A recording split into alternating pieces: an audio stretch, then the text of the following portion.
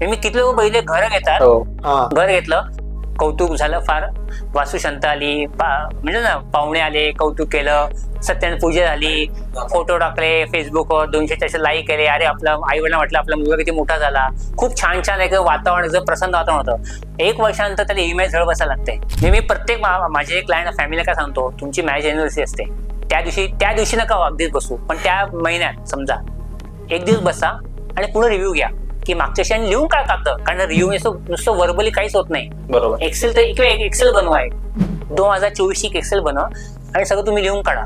पण आपल्याला सामाजिक स्थिती अशी आधीपासून केली आहे की एक मुलगा एक मुलगी आहे, तर वडील पण मुलाला सगळं सांगतात, मुलीला एवढं सांगतात की तू शिक बी, कारण तू लग्नच करायचं आहे ना.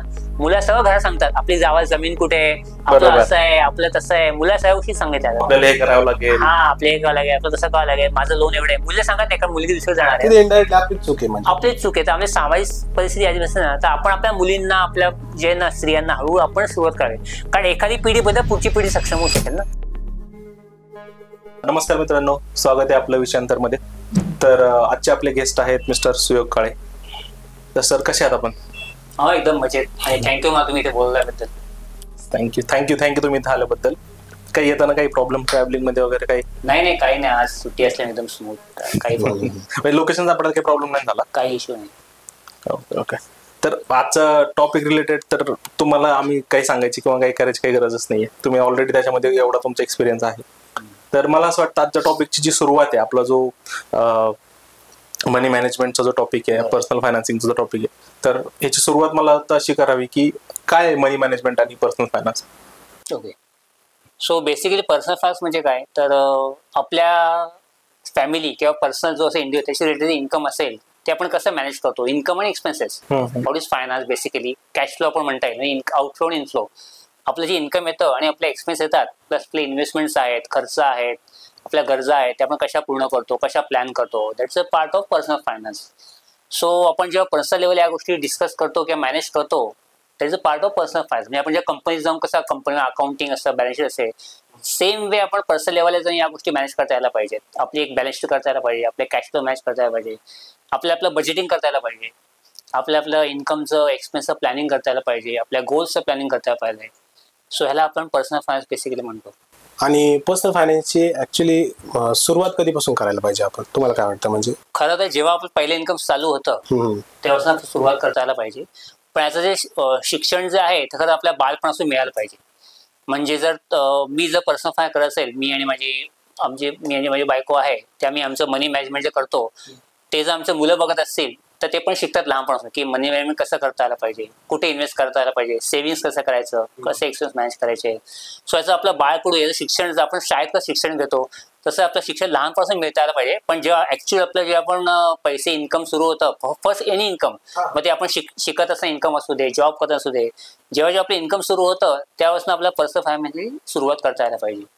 म्हणजे लहानपणापासूनच ते भेटायला पाहिजे, लहानपणाचं आपल्याला नॉलेज तरी पाहिजे ऍटलीस्ट. आणि त्याचं इम्प्लिमेंटेशन जेव्हा इन्कम सुरू होईल, जेव्हा तुमचं पहिलं इन्कम हातात येईल त्या दिवसापासून आपण पर्सनल फायनान्सची तयारी करता यायला. बरोबर.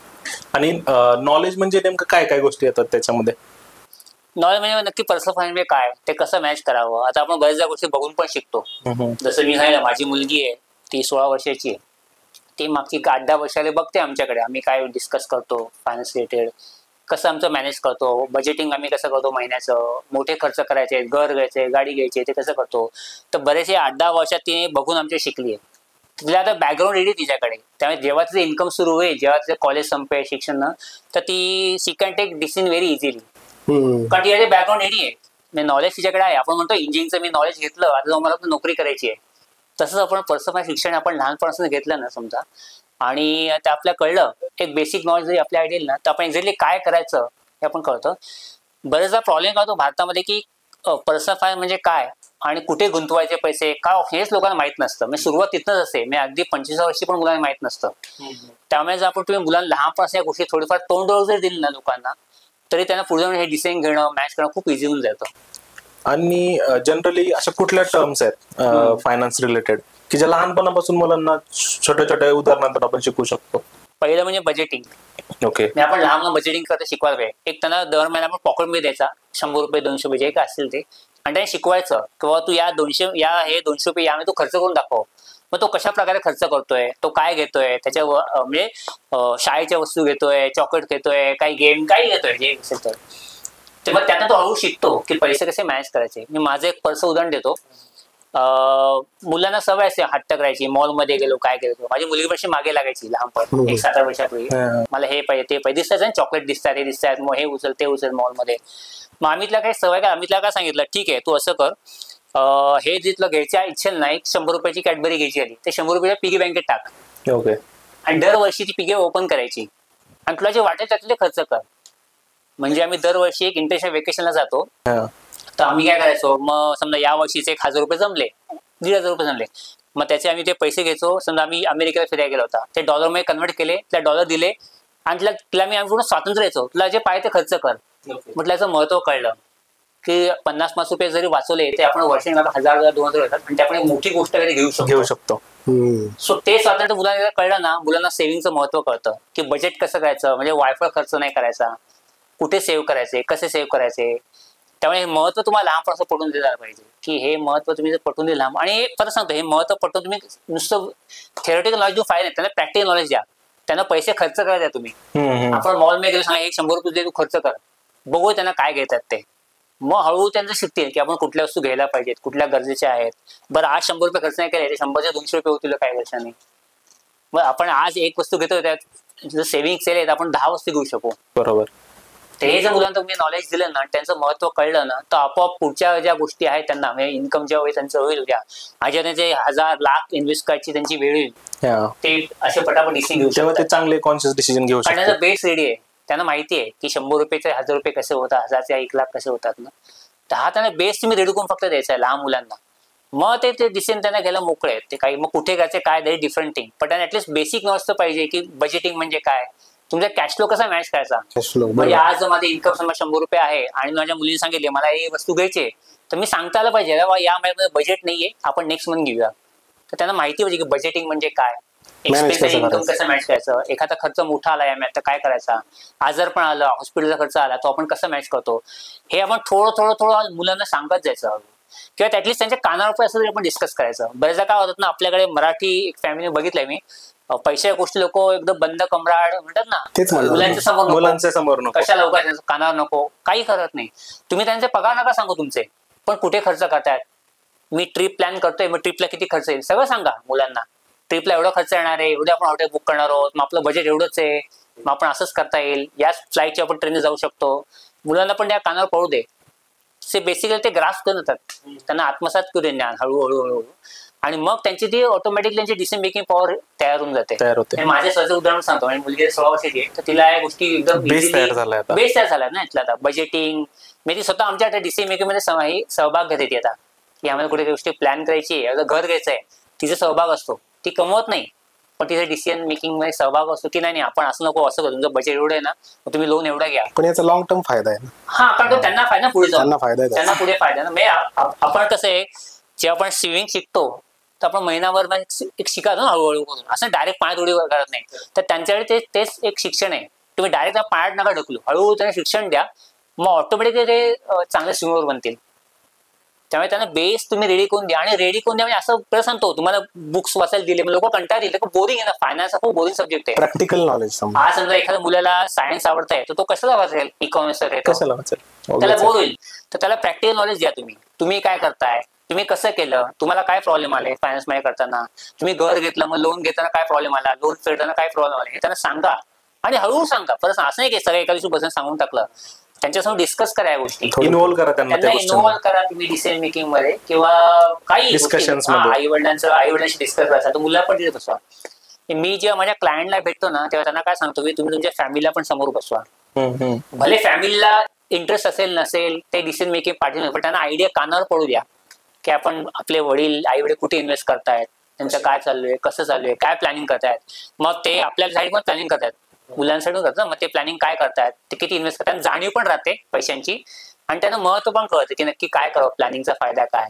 बरं, आपल्या आवडीने कुठल्या चुका झाल्या असतील ते आपण सुधारू शकतो. आपण चुका कमी वेळेत समजतं ते कमी समजतं लवकर समजतं. म्हणजे त्यांना परत जेव्हा ते रेडी होतील इन्व्हेस्ट करण्यासाठी 25व्या वर्षी, तेव्हा त्यांना या गोष्टी शिकायची गरज नसते, डोक्यात ऑलरेडी राहतं. डोक्यात असतात ना. मग ह्याच्या रिलेटेड मग अजून एक असा माझा प्रश्न म्हणजे माझ्या डोक्यात येतो की आपल्या घरी आपण मुलांना शिक्षण देऊ शकतो, पण शालेय शिक्षणामध्ये सुद्धा फायनान्स जे एज्युकेशन आहे, मनी मॅनेजमेंटचे एज्युकेशन आहे, ते इन्व्हॉल्व करण्याची गरज किती वाटते तुम्हाला? तिथे नक्कीच आहे. कारण कसं आहे ना, आणि बऱ्याच त्या ठिकाणी मी बघितलं की आता ICSE CBSE मध्ये इन्व्हॉल्वमेंट झाली आहे. खूप ठिकाणी GST, इन्कम टॅक्स, इव्हन मी बघितलं 10वीला म्युच्युअल फंडचं बेसिक नॉलेज देतात हल्ली. Okay. ICSE CBSE Okay. आहे, बेसिक नॉलेज म्युच्युअल फंड म्हणजे काय, इक्विटी म्हणजे काय, PF म्हणजे काय, हे सगळं शिकवतात त्यांना बेसिक नॉलेज. तर ते खूप इम्पॉर्टंट आहे. बेसिक नॉलेज तुम्ही द्यायला काहीच हरकत नाहीये, कोणाला तिथे PhD करायची नाहीये, पण बेसिक माहिती तर पाहिजे की काय. जसं आपल्याला सायन्स, आज मी कॉमर्सचा आहे विद्यार्थी आहे, पण मला बेसिक सायन्स नॉलेज आहे, मी शिकलोय फिजिक्स, केमिस्ट्री, मॅथ्स. त्यामुळे थोडाफार तर फायदा होतो, औषधांसाठी असेल काय असेल, डॉक्टरांकडे गेलं होतं ना. तर सेम आहे, बेसिक नॉलेज तुम्ही द्यायलाच पाहिजे. आणि त्यातनं काय हळूहळू मुलांची आवड पण निर्माण होते त्या बाबतीत. मी असं नको डायरेक्ट आला किंवा कोण ट्रेडिंग काय बसलं, पण शाळेपासून नॉलेज जर असेल, इक्विटी म्हणजे काय, त्याचे फायदे तोटे काय, नुकसान काय होऊ शकतं, फायदा काय होऊ शकतं, हे तुम्ही बेसिक म्हणजे दिलं ना, घरात नाही शाळेत ना. कारण ज्ञान दोन्हीकडेच मिळते शेवटी. कारण अर्धा वेळ मुलं शाळेत असतात, बाकीच्या वेळ घरी असतात. तर घरी आपण आपलं मॅनेज करू शकतो. आणि शाळेत जर मी सांगितलं बऱ्याच अभ्यासक्रम हल्ली त्याचा इन्क्लूड करायला लागलेत की GST, इन्कम टॅक्स म्हणजे काय असतो, इन्कम टॅक्स का भरावा लोकांनी, म्युच्युअल फंड म्हणजे काय असतं, FD म्हणजे काय असते, हे बऱ्याचशा अभ्यासक्रमात आता पाठ्यपुस्तकात त्यांनी इन्क्लूड 9वी-10वी CBSE मध्ये ऍड झाले. CBSE मी ते बघितलंय. 9वी माझी मुलगी होती म्हणून मला माहितीये की 10वीच्या पुस्तकात त्यांना या गोष्टी इन्क्लूड करायला केल्या गव्हर्नमेंटने. आपल्या चांगली सुरुवात आहे. त्या काळात नव्हते, आता माझ्या काळात तर नव्हतेच ना. म्हणजे माझ्या काळात तर आई वडील आमचे डिस्कस पण होते करत, आम्हाला माहित पण नव्हतं की बाबा इन्व्हेस्टमेंट कुठे, बँक अकाउंट कुठे, आई वडील आपल्याला नव्हतं माहित ना. आपल्या काळात असं कुठे काय होतं. सो त्यावेळी ती गोष्ट वेगळी होती. पण आता कसं डिजिटल युग आहे, लोकांना इन्फॉर्मेशन मिळते, माहिती मिळते, खूप गोष्टी इझी आहेत ना. तर बाहेरनं माहिती मिळण्यापेक्षा आपणच माहिती दिली आपल्या मुलांना, तर ती एक चांगलं आणि जेव्हा शाळेमध्ये शिकवलं जातं तेव्हा त्याच्याबद्दलची एक सिरियसनेस थोडं जनरेट होते, मला असं वाटतं विद्यार्थ्यांमध्ये. एखादा विषय सायन्स सारखा, मॅथ्स सारखा जेव्हा शिकवला जातो, उद्या जाऊन त्याच्याविषयी त्यांना आवड पण निर्माण होते. पण जेव्हा घरचे जेव्हा सांगतात तेव्हा मुलं त्यांना ऍज एक फन फॅक्टर किंवा माझे घरच्यांचं म्हणणं म्हणून ते कन्सिडर करतात. शाळेमध्ये गेल्यानंतर त्या अभ्यासक्रमाचा जेव्हा भाग होतो तेव्हा ते मार्क्स साठी सुद्धा त्याचा अभ्यास करतात आणि थोडी एक सिरियसनेस येते, मला असं वाटतं. माझं म्हणणं की दोन्ही इम्पॉर्टंट आहेत, थेअरी आणि प्रॅक्टिकल. थेअरी तुम्हाला शाळा देईल, प्रॅक्टिकल तुमचे घरचे देतील. आणि ते दोघांचं कॉम्बिनेशन असेल ना, तर मग त्याच्यावर सोनं काहीच नाही. आता अनमॅरिड वर्किंग प्रोफेशनल जे आहेत, बरोबर, ते त्यांनी त्यांचं जे फायनान्स आहे कसं मॅनेज करावं? कारण ते ऑलरेडी आता मॅरिड नाहीत अजून, पण त्यांच्याकडे मॅनेज करण्यासाठी ताकद आहे, पैसा पण येतो. कसं करू आपण पाहतो यंग प्रोफेशनल 1-2 वर्ष जॉब लागलाय, करिअर सुरुवात झाली, बरोबर ना. सो त्यांच्याकडे तर गोल्डन चान्स आहे. कारण इन्व्हेस्टमेंट मध्ये जेवढा वेळ आहे तेवढं तुम्ही लवकर श्रीमंत व्हाल. आपण म्हणतो ना 50 वर्षी जे गुंतवणूक सुरू केली, तुम्हाला वेळ लागेल, कारण तुमच्याकडे वेळच नसेल इन्व्हेस्ट करा, कंपाऊंडिंगच होणार नाही. आज तुम्ही 25 वर्षी गुंतवणूक करता, तुमच्याकडे पुढचे 25 वर्ष आहात. आपण जे म्हणलं की 50 रिटायर होऊ, 60 पण नाही जॉब करणार, पुढचे 25 वर्ष आहेत. सो वेळ ही खूप महत्वाची गोष्ट आहे, ऍसेट आहे, ती त्यांच्याकडे आहे. त्यामुळे त्याने सुरुवात, मी मगाशी बोलत त्याप्रमाणे पहिलं इन्कम आलं गेलं सुरुवात करावी त्याने. आता असंच नाही की पहिले सगळे पैसे गुंतवून टाकावे. म्हणजे लाईफ तुम्हाला वर्तमान भविष्य दोघांचं मेळ घालायला पाहिजे. तुम्हाला मजा पण करायची आहे, तुम्हाला आयफोन पण घ्यायचा आहे, पब मध्ये पण जायचंय, गाडी पण घ्यायची आहे, पण तुम्हाला इन्व्हेस्टमेंट पण करायची आहे. सो तुम्हाला पहिलं काय करायचं, गोल प्लॅनिंग करायचंय बसून. पहिले इन्कम, पहिला जॉब लागला, पहिली सॅलरी हातात आली, समजा एक सॅलरी आपण पकडू, एक सॅलरी 50,000 आहे आणि माझा खर्च 25,000 आहे, 30,000 जो काय असेल घर खर्च मिळून, तुम्हाला उरलेले 20,000 प्लॅनिंग करायचं आहे की 20,000 मी काय करू, किती सेव्हिंग करू, किती इन्व्हेस्ट करू, किती लॉंग टर्म करू. बरं, माझे गोल्स काय, नुसतं सेव्हिंग्स करू नये, मला 2-3 वर्ष लग्न करायचंय किंवा एखादी गाडी घ्यायची आहे, कुठे फिरायला जायचंय, जे काय तुमचे गोल्स असते ते गोल्स तुम्ही नोट डाऊन करा, त्याचं प्लॅनिंग करा आणि मग तुम्ही इन्व्हेस्टमेंट सुरू करा. पण तुम्ही स्टार्ट तर करता आला पाहिजे. सेव्हिंग इन्व्हेस्टमेंट तुम्ही पहिल्या सॅलरीपासून स्टार्ट करा. म्हणजे तुम्ही असं बरेचदा काय होतं, लोकांना वाटायचं चाललंय रिटायरमेंटला 20 वर्ष आहेत, अजून लग्न नाही आलं, मुलं होतील, वेळ 20 वर्ष 30 वर्ष करू, घाई काय, पगार वाढेल आपला तेव्हा ठरवू, त्याने काही फरक पडत नाही. तुम्ही 1000 रुपये इन्व्हेस्टमेंट करा पहिली, पण तुम्ही स्टार्ट करा. कारण ती सवय, परत आपण म्हणतो व्यायामाची सवय, ती सवय आहे ना, ती तुम्हाला हॅबिट लागली नाही इन्व्हेस्टमेंट, परत काही आयुष्य जात नाही. बरोबर. त्यामुळे तुम्ही 1000 करा, 10,000 करा, 100 रुपये इन्व्हेस्टमेंट करा, काही करा, RD करा, SIP करा, कुठेही करा. मी तर म्हणतो पहिली इन्व्हेस्टमेंट, पण तुम्ही पहिल्या दिवसात सवय लावा. मी तुम्ही सवय एकदा लागेल ना, 2-4-5 सवय लागेल, ती सवय कधीच जात नाही, असा माझा अनुभव आहे. त्यामुळे तुम्ही यंग प्रोफेशनल असाल, तुमचा पहिला जॉब लागला, तुम्ही अर्न मिळणार, तुम्ही लगेच इन्व्हेस्टमेंट स्टार्ट करा, कारण तुम्हाला रिस्पॉन्सिबिलिटी नाहीये. जेव्हा तुमचं लग्न होईल, तुम्हाला जबाबदारी वाढेल, तुमचे खर्च वाढतील, तुम्ही घर घ्या, पुढे मुलं होतील, मग शिक्षण खर्च सगळं वाढलं ना. आज तुम्ही एकटे आहात, तुम्हाला आई वडिलांना पैसे जे काय द्यायचे आहेत, मग तुम्ही ते खर्चच करणार ना मोकळे. तर आपल्याकडे उलट होतं, माणूस जेव्हा एकटा असतो तो जास्त खर्च करतो. आता काय मी फ्रीडम आहे माझ्याकडे, त्याच्यासाठीच तर चाललो होतो. हा एवढं मी काय इंजिनिअरचा अभ्यास का केला 5 वर्ष 4 वर्ष बाबा कमवायला, मग मजा काच केलं ना. ती पण करता आला पाहिजे तुम्हाला, पण दोघांचा तुम्हाला मेळ घेता आला पाहिजे. त्यामुळे तुमच्या जबाबदारी असते तेव्हा जास्त इन्व्हेस्टमेंट करावी आणि हळूहळू इन्व्हेस्टमेंटची कमी होत जाते. परत सांगतो, आपल्याकडे उलटे लोकांचे कॅल्क्युलेशन, आता आपण कशाला वेळ असून हळूहळू वाढू, आपण पगारवाढी वाढू, मग लग्न होईल वाढू, तसं नाही होत. माझा अनुभव सांगते की लग्न झालं, तुमची जबाबदारी वाढली, फॅमिलीचं वाढली ना, तुमचं इन्कम जरी वाढलं तरी तुमचे एक्सपेन्सेस कमी होतात, वाढतात आणि तुझं सेव्हिंग्स कमी होऊन जातं. कारण तुम्ही लोन घेणार, घर घेणार, गाडी घेणार, मुलांचे खर्च आले, त्याचा खर्च, डॉक्टरचा खर्च सगळं आलं तुम्हाला. त्यामुळे तुमच्या जबाबदारी नसेल तेव्हा चालू करा, मग तुम्ही मॅक्झिमम इन्व्हेस्टमेंट तेव्हा करा. त्याच्या गोल म्हणजे गोल डिसाईड होणं गरजेचं आहे. त्याच्यानंतर तुम्ही फायनान्शियल प्लॅनिंगला हे करू शकता, म्हणजे तुमच्या टार्गेट असेल तर ते अचीव्ह करता येईल. बरोबर. कारण कसं आहे ना, आता बघा, आज मला मुंबईहून पुण्याला जायचंय, तर माझं टार्गेट आहे की मला पुण्याला जायचंय, मला पुण्यात 10 वाजता पोहोचायचंय, तर मी 7 वाजता निघेन मुंबईत, 3 तास जातो ना. मला टार्गेटच नाहीये, तर आपण डायरेक्शन होणार आहोत. तुम्ही काहीतरी गोलने स्टार्ट करा. मी तुला नाव पण नका देऊ, मला 5 वर्षात 10 लाख कमवायचे, सेव्ह करायचं, बस. पाहिजे नाव नका देऊ. कारण काय असं ना, आज मला पहिला पगार आला, आता पहिल्या वर्षी मला एकदम गोल सुचणार पण नाही की मी रिटायरमेंट प्लॅनिंग करतो. असं कोण करत नाही, 25 वर्षी कोण रिटायरमेंट प्लॅनिंग करतं की मी लगेच 5 वर्ष लग्न करतो. काहीच नसतं आपल्या डोक्यात गोल. तुम्ही गोलला नाव नका देऊ, पण एक डायरेक्शन ठेवा, एक दिशा ठेवा की मी 10 वर्षात 5 वर्षात मला एवढी अमाऊंट जमवायची. मग तुम्ही घर घ्या, गाडी घ्या, त्याचे ते पैसे कसे वापरा ते तुम्ही नंतर नाव द्या गोलला, पण एक डायरेक्शन ठरवा, एक क्वांटम ठरवा की आज मी महिन्यात 5,000 वाचवणार आहे, पुढच्या 5 वर्षात मी एवढे पैसे सेव्ह करणार. ती जर डायरेक्शन असेल ना, तर मी डिसिप्लिन मध्ये राहाल. मी बोलतो मला मुंबई पुण्याला जायचंय, मला 10 वाजता पोहोचायचंय, तर मी डिसिप्लिन राहील. मी असं नाही 1 तास टाइमपास केला, कुठे हॉटेल बसतो, कुठे रिसॉर्टला गेलो, नाही, कारण मला 10 वाजता पोहोचायचंय.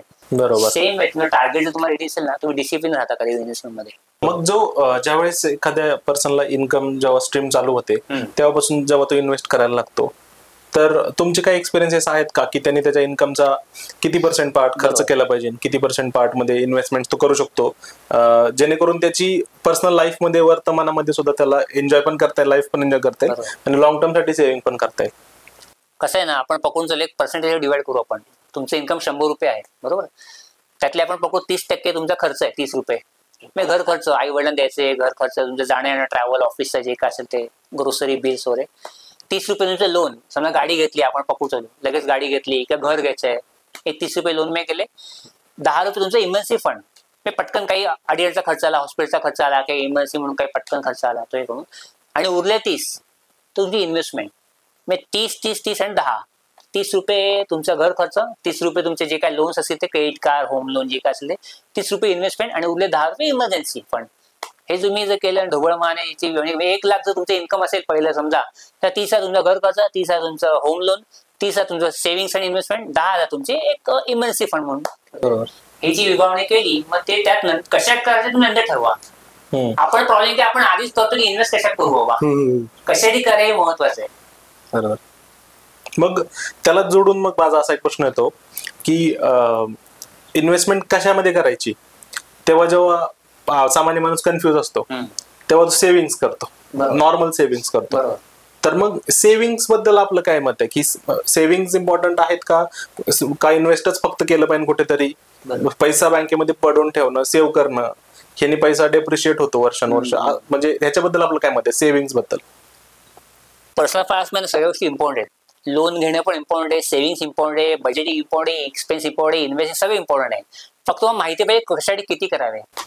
म्हणजे आज मी इन्व्हेस्टमेंट सेव्हिंग दोन्ही करतो, बरोबर. सेव्हिंग्स का, कारण मला 1-2 महिने पैसे लागले तर, मला 1 वर्षाने कुठे पैसे, आपण म्हणतो इमर्जन्सी फंड किंवा शॉर्ट टर्म मध्ये काही लागले तर त्याला पण इन्व्हेस्ट नाही करणार. आज मला 6 महिने फिरायला जायचं आहे, तर मी 6 महिन्यासाठी इक्विटीमध्ये पैसे नाही टाकणार, बरोबर ना. पण मी 6 वर्षासाठी सेव्हिंग्स नाही करणार. सो तुम्हाला दोघांना फरक कळता, सेव्हिंग्स आणि इन्व्हेस्टमेंट काय, म्हणजे बचत आणि गुंतवणूक.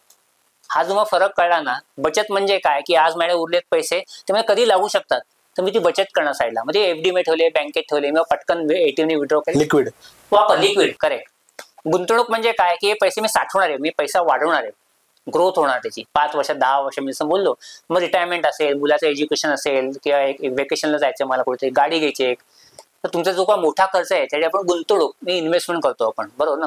आणि बचत ही असते ती आपल्या शॉर्ट टर्म म्हणजे कधी आपल्याला लागू शकतात पैसे आपल्याला माहित नाही लागेल का नाही, पण लागले तर मग आपल्या गाठीशी पूर्वी आपल्याकडे म्हणजे बायका तांदळा डब्यात किंवा असे पैसे इथून असे ते, बरोबर ना. तर ती बचत आहे शेवटी. आपण आता फक्त बँकेत ठेवतो, मग ती RD करतो, सेव्हिंग्स अकाउंट मध्ये ठेवतो, FD करतो ना. सो बचत आणि गुंतवणूक दोन्ही इम्पॉर्टंट आहे. पण तुम्ही जे गोल प्लॅनिंग करा ते तुम्हाला आयडिया दे की तुम्ही कॅल्क्युलेशन करा की मला किती बचत करायची आणि किती इन्व्हेस्टमेंट करायची आहे. म्हणजे असं नको करा की तुमच्याकडे उरतात 20 रुपये तुम्ही पूर्ण 20 इन्व्हेस्ट करून टाकले, किंवा विजवी असं पण नको तुम्ही पूर्ण 20च्या 20 तुम्ही बचत करून टाकली, मी फक्त 20 रुपये बँकेतच ठेवतात. दोघांचे फायदे तोटे आहेत. तुम्ही जर फक्त पैसे बँकेत ठेवले म्हणजे पैसे कधीच वाढणार नाहीत. वेळेला पैसे मिळतील पण पैसे कधीच वाढणार नाहीत. तर तुम्हाला इन्फ्लेशनचा फटका बसेल, महागाई. तुम्ही सगळे पैसे गुंतवून टाकले, काहीच नाही उरले, तर तुम्हाला प्रॉब्लेम असेल की बाबा उद्या मला पैसे पाहिजे, अडीचा काही खर्च आला, औषध पाण्याचा खर्च आला, ते कुठनं काढायचे, मध्ये मार्केट खाली आहे, मग आता कसे काढू पैसे, मग पैसेच नाहीये, लिक्विडिटी राहत नाही लोकांच्या. सो दोन्ही गोष्टी इम्पॉर्टंट आहेत. फक्त तुम्हाला माहिती पाहिजे की कशासाठी किती करावी. मग आपण जेव्हा गोल प्लॅनिंग करतो ना तेव्हा आपल्याला आयडिया येते की आपण विभागणी करतो की मला बचत किती करायला पाहिजे आणि इन्व्हेस्टमेंट किती करायला पाहिजे. तर दोन्ही गोष्टी इम्पॉर्टंट आहेत. एक प्रश्न माझा असा पर्सनल आहे की काय होतं की आपण दर महिन्याला काही इन्व्हेस्टमेंट करतो अमाऊंटची, समजा SIP केली 10,000ची, बरोबर. पण एक थॉट राहतो डॉक्युमेंट की यार आपल्याला समजा इन केस पुढच्या महिन्यामध्ये ते भरताना आलं, काही इश्यू झाला, आपल्याला पर्सनली काही जरी पुढे करायचं, म्हणजे ते नसल्यामुळे आपण इन्व्हेस्टच करत नाही. ते कसं थोडंसं आपण हे करायचं कसं त्याच्यावर? हा प्रश्न बरेच जण इन्व्हेस्टमेंट बाबतीत लोकांना येतो. लोन घेताना काहीच येत नाही. हा, ते होतं ऍक्च्युअली. ते आता एक सामान्य माणसाची माणसं लोन घ्यायला गेलो ना, म्हणजे मी एक मजेची गोष्ट सांगतो की लोन घ्यायला आपण बँकेत जातो, सांगतो माझा पगार 1 लाख आहे, तर मला मॅक्झिमम लोन किती मिळेल. लोन आहे ती लायबिलिटी आहे खरं, त्याला काही दुसरं ऑप्शन नाही, पण आपण मॅक्झिमम घेतो. इन्व्हेस्ट करायला काढू आपण मिनिमम स्टार्ट करूया. भीती वाटते पण भीतीकडे लोनची वेळा पाहिजे, कारण लोन तुम्ही नाही भरू शकला तर बँक घरी येते. ओके, मी इन्व्हेस्टमेंट नाही करू शकला तर म्युच्युअल फंड घरी येणार तुमच्या. काय त्यामुळे इन्व्हेस्टमेंट नाही झाली, काय फरक पडतो तुम्हाला. त्या मॅच इन्व्हेस्टमेंट झाले नाही, तुम्ही स्टॉप करा 3 महिने. तुम्हाला वाटलं जॉबचा इश्यू आहे, तुम्ही स्टॉप करा 2 महिने 3 महिने, परत रिस्टार्ट करा. पण सवय तर लागू द्या. तुम्ही गावात तर कधी इन्व्हेस्टमेंट करू शकणार नाही. म्हणजे समजा आज मला भीती वाटते मी जिमला जाऊ का नको, म्हणजे हात दुखतील, पाय दुखतील, नको बाबा मी 8 दिवसांनी कंटिन्यू करू शकेल का नाही.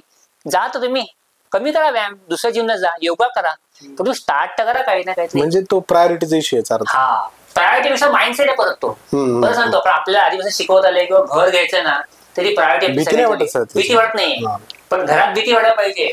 कारण आपण ते बँकेचं लोन घेतो, लोन आहे आपल्याला काय लायबिलिटी परत द्यायची आहे. इन्व्हेस्टमेंट करताना मॅक्झिमम करायला पाहिजे. एखादं नाही जमली तिथून लायबिलिटी तुमच्याकडे थोडी बँक येण्या परत की तुम्ही इन्व्हेस्ट करणे या मला पैसे द्या. ती ऍसेट आहे ना, ऍसेट क्रिएट करतोय आपण, आणि आपण लायबिलिटीला असं रिस्क घेतो, ऍसेटला रिस्क घ्यायला घाबरतो. हा माइंडसेट आहे. ते नॉर्मली सर सामान्य माणसाचं असंच माइंडसेट. कारण आपल्याला तसं ते म्हणून पर्सनल फायनान्स रूल कोण शिकवलंच नाहीत नाही आधीपासून. आणि आपण बघितलंच ना आई वडिलांनी काय केलंय, आयुष्यावर लोन फेडलंय, लोन घेतलंय, त्याची भीती नाही. कपॅसिटी बाय जाऊन मला पुण्यातला कोथरूड एरियाच पाहिजे बाबा, मला इथेच घर पाहिजे, कपॅसिटी नाहीये पण मी घर घेतलंय. मग माझं मुलं पण तेच करणार, मी बघितलंय.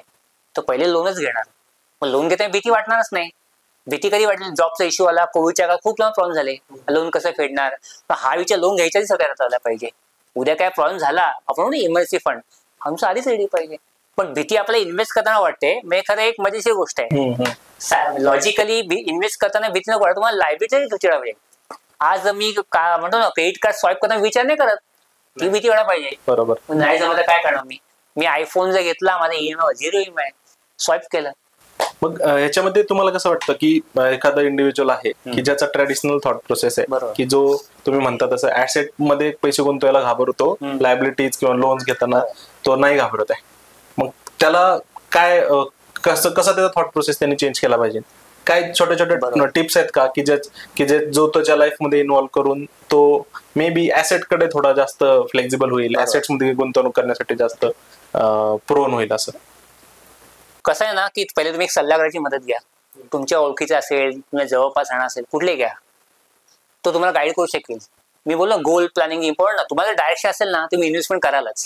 तुम्ही डिसिजन द्या. मगाशी गोल प्लॅनिंग खूप इम्पॉर्टंट आहे. आपल्याला कोणीच प्लॅनिंग करत नाही, आणि गोल प्लॅनिंग हे कागद लिहून काढलं पाहिजे, एक्सेल मध्ये पाहिजे तुमच्या. तर गोल प्लॅनिंग खूप इम्पॉर्टंट आहे, बरोबर. मग तुम्ही फोकस आहात, तुम्ही इन्व्हेस्टमेंट करा, तुम्हाला कळेल तुम्ही लोन किती घ्यायचं आहे, तुमचं थॉट प्रोसेस क्लिअर होऊन जाईल. जर तुम्ही रिस्क घ्या, अरे बापरे मी लोन एवढं तर रिस्क Risk आहे, आहे. मी जास्त लोन घेतो, तुम्ही लोन रिस्क कमी घ्याल ना. तुम्ही थॉट प्रोसेस कधी करा, जेव्हा तुम्ही एका गोष्ट अनुभव त्याच मिळते. आज मी घरी बसून सांगितलं बाई मला जिम जाणार नाही का, तुम्ही जाऊन तर बघा जिम मध्ये, तुम्हाला आयडिया येईल ना की मग योगा करायचंय, आयरोबिक काय करायचं ना. तुम्ही उतरा पाण्यात, तुम्ही इन्व्हेस्टमेंट सुरू करा, कोणाची मदत घ्या, प्लॅनिंग चालू करा, तर तुम्ही थॉट प्रोसेस ऑटोमॅटिक क्लिअर जातील. माझे किती असे गुंतवणूक आधी घाबरत होते, इक्विटी म्हणजे काय, म्युच्युअल म्हणजे काय, 5,000 वर्षी. आता ते वाट बघता मार्केट कधी पडतंय, आम्ही कधी इन्व्हेस्ट करतोय. आधी वाटत सो म्हणजे अनुभव ना परत ना, म्हणजे सुरुवातीला कोण तुम्हाला पुश करेल, तुमचा सल्लागार, तुमचा मित्र किंवा ज्याने बघितलंय इन्व्हेस्टमेंट केले 10 वर्ष 5 वर्षाची मदत घ्या, त्याने तुम्हाला पुश केलं ना, थोडंसं तुम्हाला मग एफर्ट घ्यावे लागतील. आणि जेव्हा तुम्ही स्वतः त्या प्रोसेसमध्ये उतराल ना, over the period of time तुम्ही त्या गोष्टी लर्न कराल ना, तुमची थॉट प्रोसेस अशीच ठरून कधी प्रोसेस चेंज होत नाही. थॉट प्रोसेस ती आपण म्हणतो आज माझ्या चेंज कशी आहे थॉट प्रोसेस, ती आमचं बघून त्याची चेंज झाली आहे. आम्ही काही त्याचं कुठे शिक्षा आहेत नाही पडलो वेगळ्या. तर तुमची थॉट प्रोसेस तुम्ही अनुभव घ्याल ना, किंवा तुम्ही शिकाल कोणाकडून तर, जसं आपण पॉडकास्ट बघतो बरेच जे नॉलेज घेतो ना, तर त्या बेसिक नॉलेज तुमचं क्लिअर होतं. पण तुम्ही जे ऍक्च्युअली इम्प्लिमेंट कराल ना, तुम्ही स्वतः प्लॅनिंग कराल ना, या गोष्टी तुमच्या ऑटोमॅटिक क्लिअर होतील. तुम्ही लोन किती घ्यायचं, रिस्क किती घ्यायची, किती इन्व्हेस्ट करायचे, या सगळ्या गोष्टी तुमच्या ऑटोमॅटिक क्लिअर होत जातील. का अनुभव येतील माणसाला तसे. शेअर मार्केटच्या बाबतीत सर्व्हर का तसंच झालं होतं. ऍक्च्युली आम्ही ज्यावेळेस फर्स्ट टाइम मी स्वतः इन्व्हेस्ट करायचो ना, त्याच्या आधी 4 वर्ष मी फक्त विचार केला की यार आपण करायला नको, घाबरवले ना घरच्यांनी इकडून तिकडून, ते त्यांची मानसिकता तशी होती. पण नंतर ते तुम्ही म्हटले तसं ते 1-2 जणांचे चालले आणि त्यांच्या अनुभवातून शिकून आम्ही थोडे इन्व्हेस्ट केलं, ते घडलं आमच्यावर. आणि आपण आता डिस्कशन भरपूर करतो, तर तुम्ही लायबिलिटीजच्या जेव्हा मेन्शन केलं तेव्हा लोन लाईक लायबिलिटी असं मेन्शन केलं. पण काही जे बरेचसे फायनान्स इन्फ्लुएन्सर आहेत किंवा खूप चांगले चांगले ऑथर्स आहेत, रिच डॅड पुअर डॅड सारखं, ते रॉबर्ट कियोसाकी चांगले ऑथर आहेत ते, तर ते म्हणतात की मग तुम्ही लोनचा वापर केला पाहिजे ऍसेट क्रिएट करण्यासाठी. तर मग हे थोडं कॉन्ट्रडिक्शन नाही होतं का? नाही, दोन्ही गोष्टी वेगळ्या आहेत. तुम्ही लोन ऍसेट क्रिएट असेल ना, तर लेस प्रोडक्टिव्ह लोन, काही हरकत नाहीये.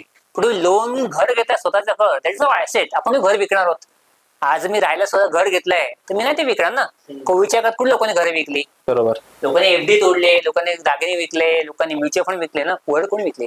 सो घरात वगैरे कधी ऍसेट नाहीये. पण तुम्ही बिझनेस चालू करतायत, घ्या ना लोन, काही हरकत नाहीये. लोन घेऊन बिझनेस, कारण तुम्ही इन्कम मिळणार त्याच्यावर, तुम्हाला त्याचं काही इन्कम मिळेल ना उद्या. एखादी गाडी तुम्ही लावतीये, घेतलीये, शॉप घेतलंय, किंवा तुम्ही घर घेऊन भाड्याने देतायत, ते पण एक वेळ ठीक आहे. पण तुम्ही स्वतः राहायला घर घेतायत, बरोबर ना, that is not a asset, that is liability. कारण तुम्ही ते कधी, ऍसेट म्हणजे काय, that you can sold, you can sell ना, तुम्ही कधी विकू शकतात. आज माझ्याकडे म्युच्युअल फंड, मी जाऊन कधी विकू शकतो. माझ्याकडे एफडी, मी कधी विकू शकतो, एफडी ती कधी विड्रॉ करू शकतो पैसे. आज माझ्याकडे सोनं आहे, मी गोल्ड में इंजिनिअरिंग आहे, ती कधी जाऊन ज्वेलरी विकू शकतो मी. पण मी घर नाही कसं राहतं, घर कुठे विकतं. सो ऍसेट्स आणि लायबिलिटी, पण तुम्हाला थॉट क्लिअर पाहिजे. ऍसेट्स म्हणजे काय, ज्यातून तुम्हाला इन्कम येऊ शकतं, ते ऍसेट्स. राहत्या घरात इन्कम येतच नाही, ते ऍसेट नाहीच. म्हणजे अशा प्रकारचं लोन जे तुम्ही ऍसेट्स मध्ये इन्व्हेस्ट केलंय, that is a productive loan, ज्यातून तुम्हाला इन्कम येऊ शकतं. जसं मी आज लोन घेतलं आणि बिझनेस सुरू केला, 6 महिने, वर्ष, 2 वर्ष मला काही ना काही इन्कम येईल.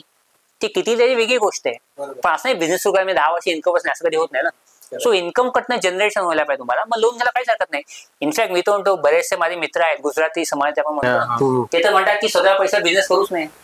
बँक तुम्हाला 8% देते लोन, तुम्ही कशा पैसे वापरतो. आज माझी इन्व्हेस्टमेंट मला 15% रिटर्न देते, समजा पकडून चल 12% आहे ना, तर मी 9% लोन उचलीन ना. करेक्ट. मला 3% फायदा आहे, मी कशा इन्व्हेस्टमेंट विड्रॉ करेन.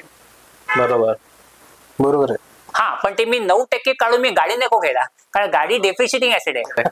तर ते परत थॉट प्रोसेस आहे. तुमचं माइंड क्लिअर पाहिजे की तुम्ही इन्व्हेस्टमेंट घेताय का तुम्ही लायबिलिटी क्लिअर करताय. जर लोन घेणं, तर आयफोन घेणं पण आयफोन पण लोन मिळतं, पण ते प्रोडक्टिव्ह ऍसेट आयफोन. हा, तुम्ही आयफोन यूज करून काहीतरी ते डिफरंट, तुम्ही त्या ऍसेट इन्कम करणार असाल ना, तर ऍसेट आहे. बरोबर.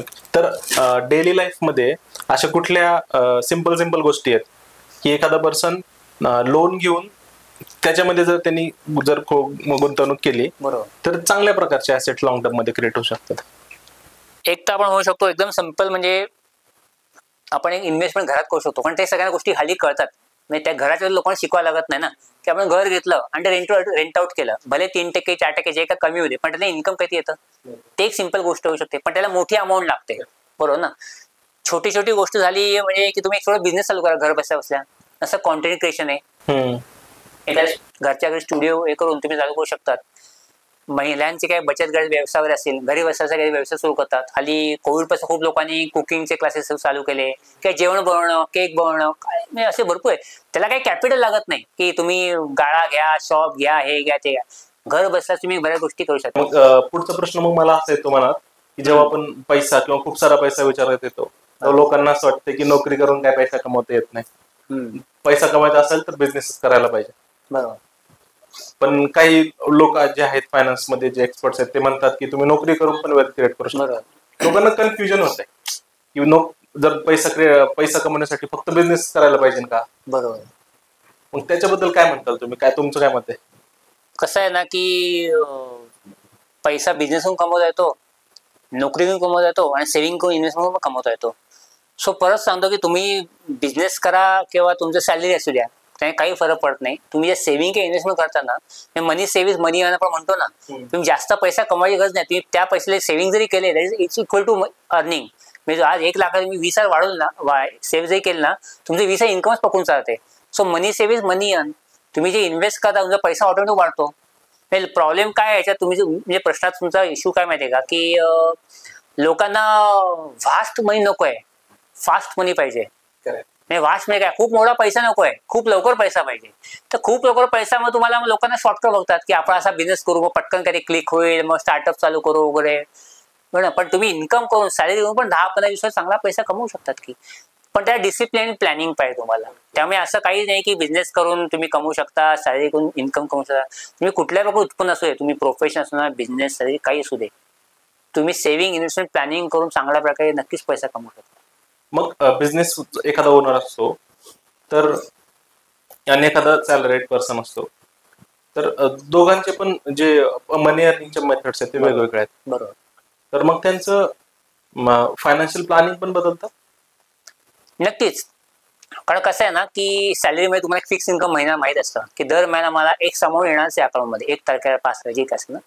बिझनेसचं बजेट तसं नसतं, त्यांचं इन्कम फ्लक्च्युएटिंग असतं. एखादा सीझन असतो त्यांचा, किंवा 2-3 महिने मला इन्कम खूप चांगलं आलं, एखादा एक सीझन त्याचा ऑफ सीझन असतो. मी एक उदाहरण द्यायला सांगतो की माझा एक क्लायंट आहे, तर त्याचा तो शिपिंगमध्ये बिझनेसच याचा. तर त्यांचा सीझन असतो, तो 3-6 महिने त्याचा सीझन असतो, 6 महिने ऑफ सीझन असतो. पण 6 महिन्यात त्याचं जे इन्कम असतं ते almost equal to yearly income एखाद्याचं. So that's okay. मग त्याची इन्व्हेस्टमेंट आपण तशी प्लॅन करतो. मग तो मंथली इन्व्हेस्टमेंट नाही करणार, तो 6 महिन्याचा इन्कम चांगला आला तर every 6 month he will invest. So इन्व्हेस्टमेंटचे भरपूर ऑप्शन्स कसे करायचे तुमच्या इन्कम पॅटर्न प्रमाणे. मी परत सांगतो, इन्व्हेस्टमेंटसाठी तुम्ही सॅलरी असाल, इन्कम इयरली इन्कम आहे, बिझनेस आहे, प्रॉफिट आहे, काही फरक पडत नाही.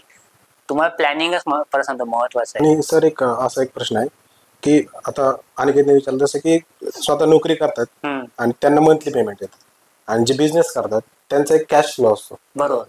तो मॅनेज करायला शिकतात ते. बरोबर. तो त्याचा काही त्या कॅश फ्लोचा काही इम्पॅक्ट पडतो का जे सॅलरीड माणसं आहेत त्यांना, की बाबा त्यांना त्यामुळे ते प्लॅनिंग करता येत नाही? कारण बिझनेस वाले कॅश फ्लो समजल्यामुळे करतात का, म्हणजे त्याचा काही इम्पॅक्ट होतो का? बिझनेस करायला कसं नाही, समजा मी बिग बिझनेसमॅन आहे तर मी माझ्या कंपनीचा स्वतः CFO आहे. मी एक इंडिव्हिज्युअल बिझनेसमॅन आहे, समजा माझा काही स्वतः बिझनेस आहे, मी एकटा बिझनेस करतो, तर मीच माझ्या कंपनीचा मालक आहे, मीच माझा CFO आहे, चीफ फायनान्शियल ऑफिसर, जो कॅश फ्लो मॅच करतो. इंडिव्हिज्युअल तसं नसतं, त्याला तर सॅलरी असते आणि त्याला कुठे खर्च करायचं माहीत असतात ना. त्याला या गोष्टी पेमेंट करणं, हे करणं, मग पैसे कमी आले मग येणार की नाही. मग आता मी बिझनेस करतो, मला माहिती नाही पुढच्या वेळेस बिझनेस कसा होईल, तर माझा इमर्जन्सी पण ऑलरेडी रेडी असतो. मग ऑफ सीझनला मी काय करणार, या गोष्टी माझ्या डोक्यात ऑलरेडी असतात. सॅलरीमध्ये काय असतो, तो माणूस थोडा एक निवांत असतो. काय दरम्यान सॅलरी तर येणारच आहे, सॅलरी येणार आहे, EMI जाणार आहे, हा खर्च होणार आहे, हे बिल जाणार ना. त्याला प्लॅनिंगची अशी कधी गरज वाटतच नाही. बघायला गरज स्वतःहून बिझनेसला स्वतः प्लॅनिंग करावंच लागतं. आणि तुमचं सर्कमस्टन्स असे असतात तुमच्या आजूबाजूचे, किंवा इजचा इश्यू आला, कोविड आला, सडन लॉकडाऊन लागलं, स्ट्राईक झाला, काय प्रॉब्लेम आला, बिझनेस बंद पडला, एका दिवशी नाही जाऊ शकलो, आजारी पडलो, बरोबर, तुम्हाला प्लॅनिंग ऑटोमॅटिकली करतं बाय फोर्स करायला लागतं ना. सॅलरीमध्ये तुम्हाला प्लॅनिंगची गरज नसते. बघायला तुम्हाला माझी इन्कम येणारच आहे, जॉब येतो माझे खर्च रिलॅक्स असतो. त्यामुळे सर अजून एक प्रश्न असा आहे, आता मागाशी आपण बोललो पण तरी पण की घर खरेदी करायला पाहिजे का, आणि त्याचं योग्य टायमिंग काय? बरोबर. कारण त्याचा खूप मोठा रोल आहे, 1 कोटीच्या जवळपास ती अमाऊंट राहते. बरोबर. बघा, सर्वात मोठा खर्च आयुष्यातला माणूस घरावर खर्च करतो, पैसा खर्च करतो. सर्वात मोठा खर्च एक शिक्षण, घर. हे मेजर खर्च आपल्या लाईफमध्ये असतात, बरोबर ना. कारण आपण घर असं म्हणत नाही की आपण आपल्या बजेटच्या बाहेर नेहमी घेतो किंवा चांगल्या ठिकाणी घेतो, कारण आपण एकदाच दोनदा घेतो आयुष्यात. त्यामुळे घर खाता खूप विचार करता आला पाहिजे. घर घेता विचार करायचा, नंतर विचार काहीच फायदा नाहीये. आणि घर घ्यावे का नाही हा प्रश्न हा इंडिव्हिज्युअल आहे. परत सांगतो मी तुम्हाला, इमोशनल खूप मिलेनियर्स आहेत, उदाहरण आहे जसं झिरोदाचं सीईओ आहे निखिल कामत, ते सुद्धा रेंटवर राहतात. आज त्यांचं प्रॉफिट त्यांनी डिक्लेअर केलाय, 4,400 करोडचा प्रॉफिट यांचा त्यांनी डिक्लेअर केला.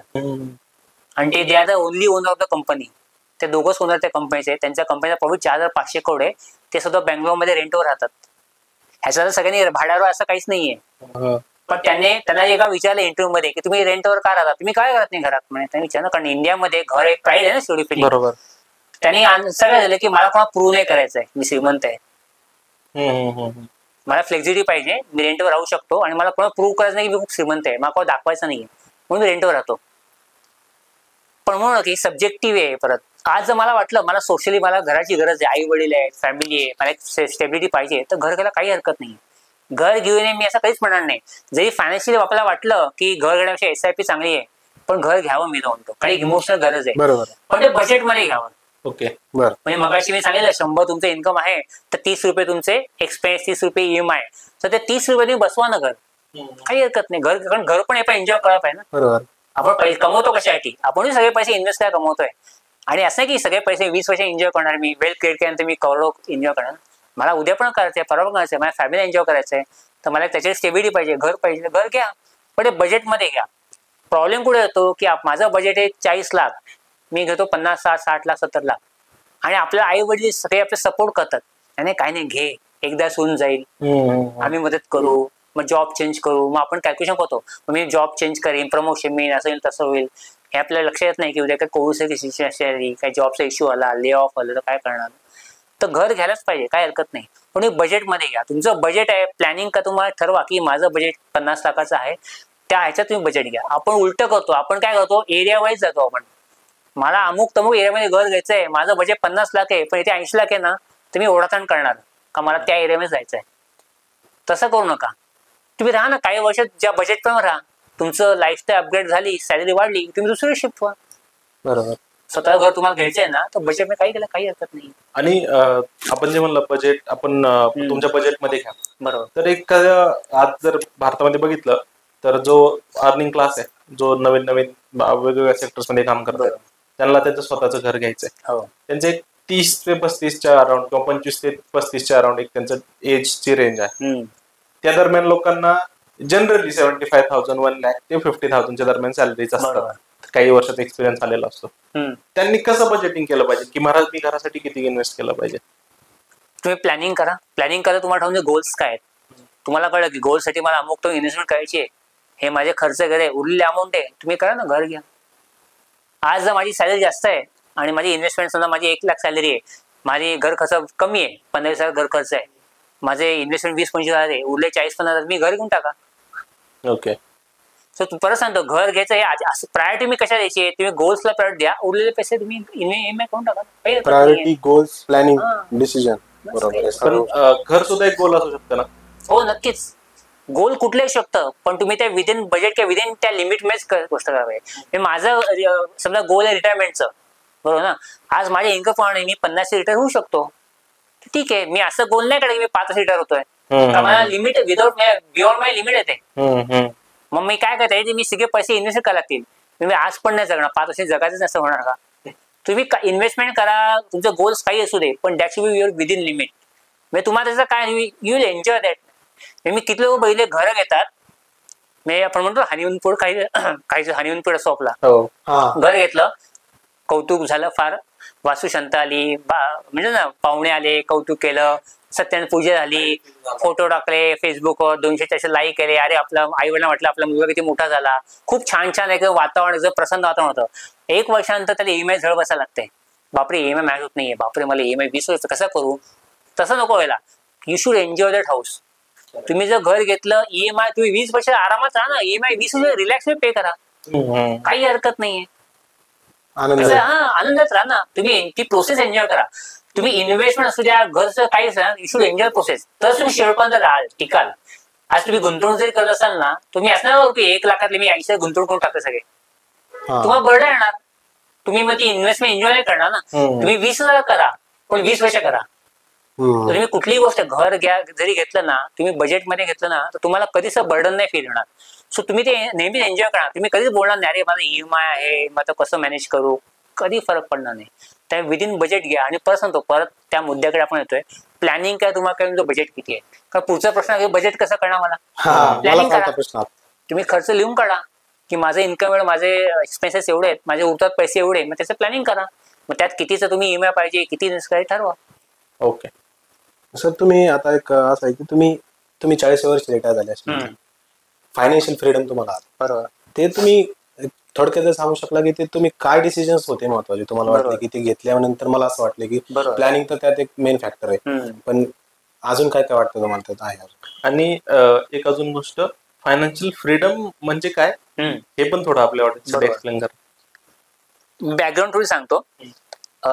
मी जेव्हा जॉब लागला की मोठा होताना मी बरेचसे उदाहरण काही बघितले की ज्यांनी पगार चांगले होते, काय नातेवाईकांमध्ये असतील, पण त्यांनी सेव्हिंग नाही केले, मग मुलं डिपेंड राहिले, मुलांनी विचार नाही त्यांना, मग त्यांना पैशाचे प्रॉब्लेम आले. म्हणजे चांगलं इन्कम होतं पण त्यांनी पैसे घरात खर्च केले, काय सण आले, जे काय असेल ते, सेव्हिंग्स नाही केलं, मॅनेज नाही केलं बेसिकली पर्सनल फायनान्स.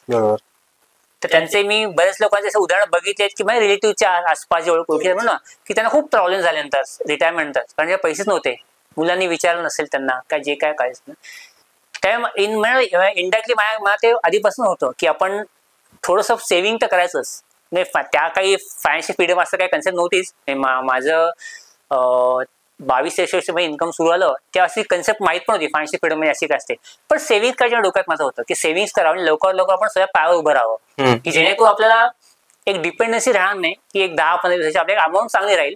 त्याचे गोल पण नव्हते डोक्यात काही, कारण कोणी मला शिकवलं गोल करा वगैरे, पण आपल्या अमाऊंट डोक्यात पाहिजे की एवढी अमाऊंट पाहिजे एक 10 वर्षात 20 वर्षात ना, जेणेकरून आपण काही उद्या काही डिसिजन घेऊ शकू की मला बिझनेस चालू करायचा आहे किंवा मला काही गोष्टी एक्सप्लोर करायची, बरोबर ना. त्यामुळे मी सेव्हिंग पहिल्या सॅलरीपासून सुरू करून टाकलं. 22-23 वर्षी जे मला पहिलं इन्कम सुरू ते सेव्हिंग सुरू करून टाकलो. 25 वर्ष लग्न आलं. मी माझ्या बायकोने आम्ही ठरवलं की आपण 20 वर्ष फक्त काम करायचं, 20 वर्षानंतर we should be financial free. म्हणजे तुम्ही 25 वर्ष ठरवलेलं, म्हणजे तुमच्या डोक्यात होतं हो की 20 वर्ष आपण प्लॅनिंग करून जे काय असेल ना, पण तेव्हा काय फायनान्शियल फ्रीडम वगैरे शब्द आमच्या डोक्यात पण नव्हता. पण 20 वर्षानंतर आम्ही एक असं स्टेजला पोहोचू की आम्ही आमचं डिसिजन घेऊ शकू. अवलंबून राहणार की आम्ही आवाज पुढच्या सॅलरी नाही आली तर कसं चालणार, घर इन्कमच नाही आलं तर आम्ही तर मुलांना शिक्षण, त्या गोष्टी आम्ही अवलंबून राहणार नाही. ते 20 वर्षाचा वेळ आम्ही घेतला. तसं प्लॅनिंग आम्ही हळूहळू केलं आणि आम्ही डिसिप्लिन राहतो, त्या फोकस आलो. मी आम्ही त्या काळात घर घेतलं. आम्ही प्रत्येक वर्षी इंटरनॅशनल वेकेशन, मी 1500 कंट्री फिरलोय. प्रत्येक वर्षी इंटरनॅशनल वेकेशनला मी गेलोय. मी असं नाही की मी फक्त ते प्लॅन केलं आणि बाकी गोष्टी काहीच नाही, मजा नाही केली, दोन्ही केलं, पण आमचा फोकस त्याच्यावर राहिला. तो आम्ही प्रत्येक वर्षी म्हणजे दरवर्षी आम्ही वर्षाने एकदा आम्ही दोघं बसायचो आणि आम्ही रिव्ह्यू करायचो की आपण काय प्लॅन केलाय, आपण कुठपर्यंत पोहोचलोय. गाडीने चाललोय प्रोग्रेस, बेंगलोर चाललोय, पुण्या मुंबईवर ना, बरोबर ना, तर आपण कुठपर्यंत पोहोचलो आता बघतो ना, पुणे आलं का, सेम प्रोग्रेस आम्ही मॅप करत आलो. आम्हाला कुठे काही प्लॅन चेंज काही गरज आहे का, कारण होतं कधी कधी असं ना, जॉबचा कुठे इश्यू आला असेल, खर्च वाढले असेल, जसं मुलगी झाली तिचा खर्च, शाळेचा खर्च वाढला, मग आम्ही प्लॅनिंग मध्ये चेंज काय लागलं का, काही सॅलरी म्हणजे जॉब मग आम्ही चेंज करायला लागेल का, इन्व्हेस्टमेंट कशी वाढवता येतील, या सगळ्या गोष्टी आम्ही करत होतो, एक्सप्लोर करत होतो. आणि मग हळूहळू करून डिसिप्लिन ने प्लॅनिंग करून ना हे आम्हाला फायनान्शियल फ्रीडम साधता आलं. फायनान्शियल फ्रीडम याचा अर्थ असं नाही की तुम्ही घरी बसून फक्त नातावर खेळत बसाल. मी आधीच्या रिटायरमेंटची कन्सेप्ट काय होती आपल्या आई वडिलांच्या काळात, की घरी बसलं, एक सिरियल बघितल्या, 2-4 देवाधर्माचं आपण काहीतरी केलं, नातावर खेळलं. आताची कन्सेप्ट वेगळी आहे. आताची कन्सेप्ट फायनान्शियल फ्रीडम. माझ्याकडे असे बरेचसे क्लायंट आहेत माझे जे पुढे 5-10 वर्षात फायनान्शियल फ्रीडम फ्री होणार आहेत. म्हणजे काय, तरी घरी नाही बसणार आहेत. म्हणजे कोणाला ट्रॅव्हलची आवड आहे तर त्याने काय प्लॅन केला की मी 25-50 वर्षी मी जॉब सोडणार आहे आणि मी ट्रॅव्हल करणार आहे. त्यातनं मला इन्कम येऊ दे की नाही येऊ दे, मला काही फरक पडणार नाही. बरोबर. कोण म्हणते मला स्टार्टअप सुरू करायचा आहे 10 वर्षांतर, तो 10 वर्ष मी फायनान्शियल फ्री होणार आहेत. मग स्टार्टअप मध्ये भले इन्कम कमी होऊ दे, ज्याचे काही फरक पडत नाही. सो फायनान्शियल फ्रीडम आपण जाऊन आराम नाही करणार आहोत, पण मला ऑब्लिगेशन नाहीये, कोणाचं रिस्ट्रिक्शन नाही. उद्या कोविड जरी आला, मी घरी जरी बसलो, ले ऑफ जरी आलं, बिझनेस नाही चालला, मी ट्रॅव्हलचा जॉब ट्रॅव्हल करतोय मी आणि मी टूर घेऊन चाललोय, मला त्याच्यात फायदा झाला तरी मला काही फरक पडत नाही, कारण मी ती प्रोसेस एन्जॉय करणार आहे. बरोबर. बिकॉज मी माइंड माझं एकदम स्टेबल आहे, कारण माझ्याकडे अमाऊंट येते बँकेत आहे, कुठे जिकडे आहे मला पेन्शन येते, पैसे माझ्याकडे दर महिन्याला येतात. जी सॅलरी होती मला 100 रुपये ते माझ्या अकाउंट मध्ये दर महिन्याला येतात, इंटरेस्ट काय फायनान्शियल फ्रीडम. फायनान्शियल तुमच्या डोक्यात माइंडसेट आहे. फायनान्शियल फ्रीडम फायनान्शियल म्हणजे असं नाही की घरी बसलात आणि सिरियल बघत बसतात आणि फक्त देवाधर्माचं केलं, तसं म्हणजे नाही. दरवर्षी सर आपण त्याच्यावर बसून पेपरवर नोट डाऊन करून हे केलं पाहिजे. मी प्रत्येक माझे एक क्लायंट फॅमिलीला काय सांगतो, तुमची मॅरेज अॅनिव्हर्सरी असते बरोबर ना, त्या दिवशी नका अगदीच बसू, पण त्या महिन्यात समजा एक दिवस बसा आणि पुढे रिव्ह्यू घ्या की मागच्या वर्षी, आणि लिहून काय कागद, कारण रिव्ह्यू नुसतं वर्बली काहीच होत नाही. बरोबर. एक्सेल तर एक्सेल बनवा, 2024 एक्सेल बनवा आणि सगळं तुम्ही लिहून काढा की या मॅच माझे म्युच्युअल फंड एवढे होते, मी एफडी एवढी केली, किंवा काही खर्च आला मला, आजारपण आला एवढं आलं, माझा EMI एवढा झाला, ते लिहून काढा, पुढच्या तेच रिव्ह्यू करा. आणि बघा तुम्ही ट्रॅकवर आहात का, तुमचं डेस्टिनेशन जे असेल 10 वर्षानंतर तुम्ही ट्रॅकवर आहात की बघा. एकदम सिम्पल प्रोसेस आहे, आणि वर्ष एकदा वेळ द्यायचा आहे. प्रॉब्लेम काय होता, लोक रोज वेळ देतात, अरे आज मार्केट काय आहे, आज अमेरिकेत असं आलं, माझं आज गव्हर्नमेंट कुठलं येणार आहे, इलेक्शन झाले, काही फरक पडत नाही. मी 20-25 इन्व्हेस्टमेंट करतोय, किती गव्हर्नमेंट आले, अमेरिकेत झाले, कुठे बॉम्ब झाले, कुठे अर्थक्वेक झाले, काही फरक पडत नाहीये. फरक कधी पडणार आहे जर तुम्ही स्वतः डिसिप्लिन फॉलो नाही करताय. सो आपला फोकस आपल्यावर पाहिजे. डायरेक्ट त्याला आपण कनेक्ट करतो. आपला फोकस, माझा फोकस माझ्या इन्कम वर आहे, माझ्या स्किल्स वर आहे, माझ्या जॉब वर आहे ना. माझा फोकस हा अमेरिकेच्या राष्ट्राध्यक्षावर नाहीये, आज बायडन निवडून येतो का ट्रम्प, मला काही फरक पडत नाहीये. पण आपला फोकस त्याच्यात असतो, कारण का बातम्यांचा एवढा घडीवर आपल्यावर की आज बायडन ट्रम्प आलं, मार्केट कसं होणार आहे, काही फरक पडत नाही. 1-2 दिवस फक्त होणार आहे, नंतर कोण विसरून पण नाही ट्रम्प आणि बायडन मध्ये. सो तुमचा फोकस तुमच्या प्लॅनिंग वर, तुमच्या इन्कम वर, तुमच्या स्किल्स वर, लॉंग टर्म गोल पाहिजे. हा, कारण शेवटी म्हणा ना, तूच आहे काय जीवनात शिल्पकार म्हणा, तसंच आहे ना. आज मी जर माझं डिसिप्लिन आहे, माझा फोकस आहे, माझं इन्कम आहे, तर माझे वेल्थ क्रिएट करणं काय प्रॉब्लेम आहे. बाहेरच्या जगात काही चालू असू दे, फरक पडणार थोडाफार, तेवढं होतं. कोविड आला असं नाही की फरक नाही पडणार, पण कोविड आला गेला आता लोक विसरले, पण म्हणजे तो वेळ तेवढ्या वेळेपुरता कुठं ना, बस काही फरक नाही. पण त्याने असं होत नाही की कोविड आला समजा आणि मग प्लॅनिंगच गेलं, आता मी रिटायर होणारच नाही, असं होणार नाही ना. आता लोक विसरले, पण लोक आपापल्या कामाला लागले, बिझनेस का लागले, तेवढा पुरतं लोकांना प्रॉब्लेम झाला.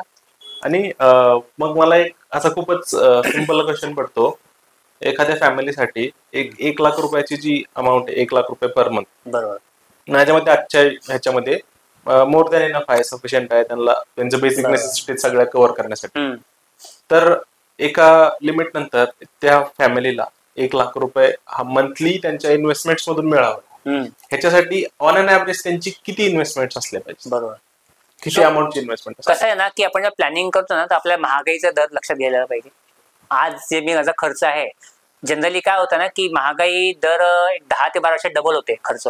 आपण 6% आपल्या भारतात इन्फ्लेशन रेट आहे 6%, बरोबर ना. तर 6% जे आपण म्हटलं तर 12 वर्षात ते पैसे डबल होतात. बरोबर. आज जर माझा खर्च 50,000 आहे महिन्याचा सगळा मिळून, तो 12 वर्षांनी 1 लाख होणार आहे. बरोबर. आणि तो प्रत्येक 12 वर्षात तो डबल होतच राहणार आहे, बरोबर ना. सो तो प्लॅनिंग करताना पुढच्या रिटायरमेंटचा नाही तर पोस्ट रिटायरमेंटच्या आपल्याला आता लक्षात घेतला पाहिजे. म्हणजे जरी मी आज रिटायर झालो 50 वर्षी, तर मला पुढचे 30-40 वर्ष काढायचे आहेत त्याच पैशावर ना. सो ते आपल्याला आता डिस्काउंट करायला लागतात. त्याचं कॅल्क्युलेशन करून मला ठरवायचे की मला असे पैसे जमवायचे आहेत, हे पैसे मला पुढचे 30 वर्ष कसे पुरतील महागाईला पकडून. म्हणजे असतात प्रॉब्लेम काय, लोकांना सोल्युशन नको असतात.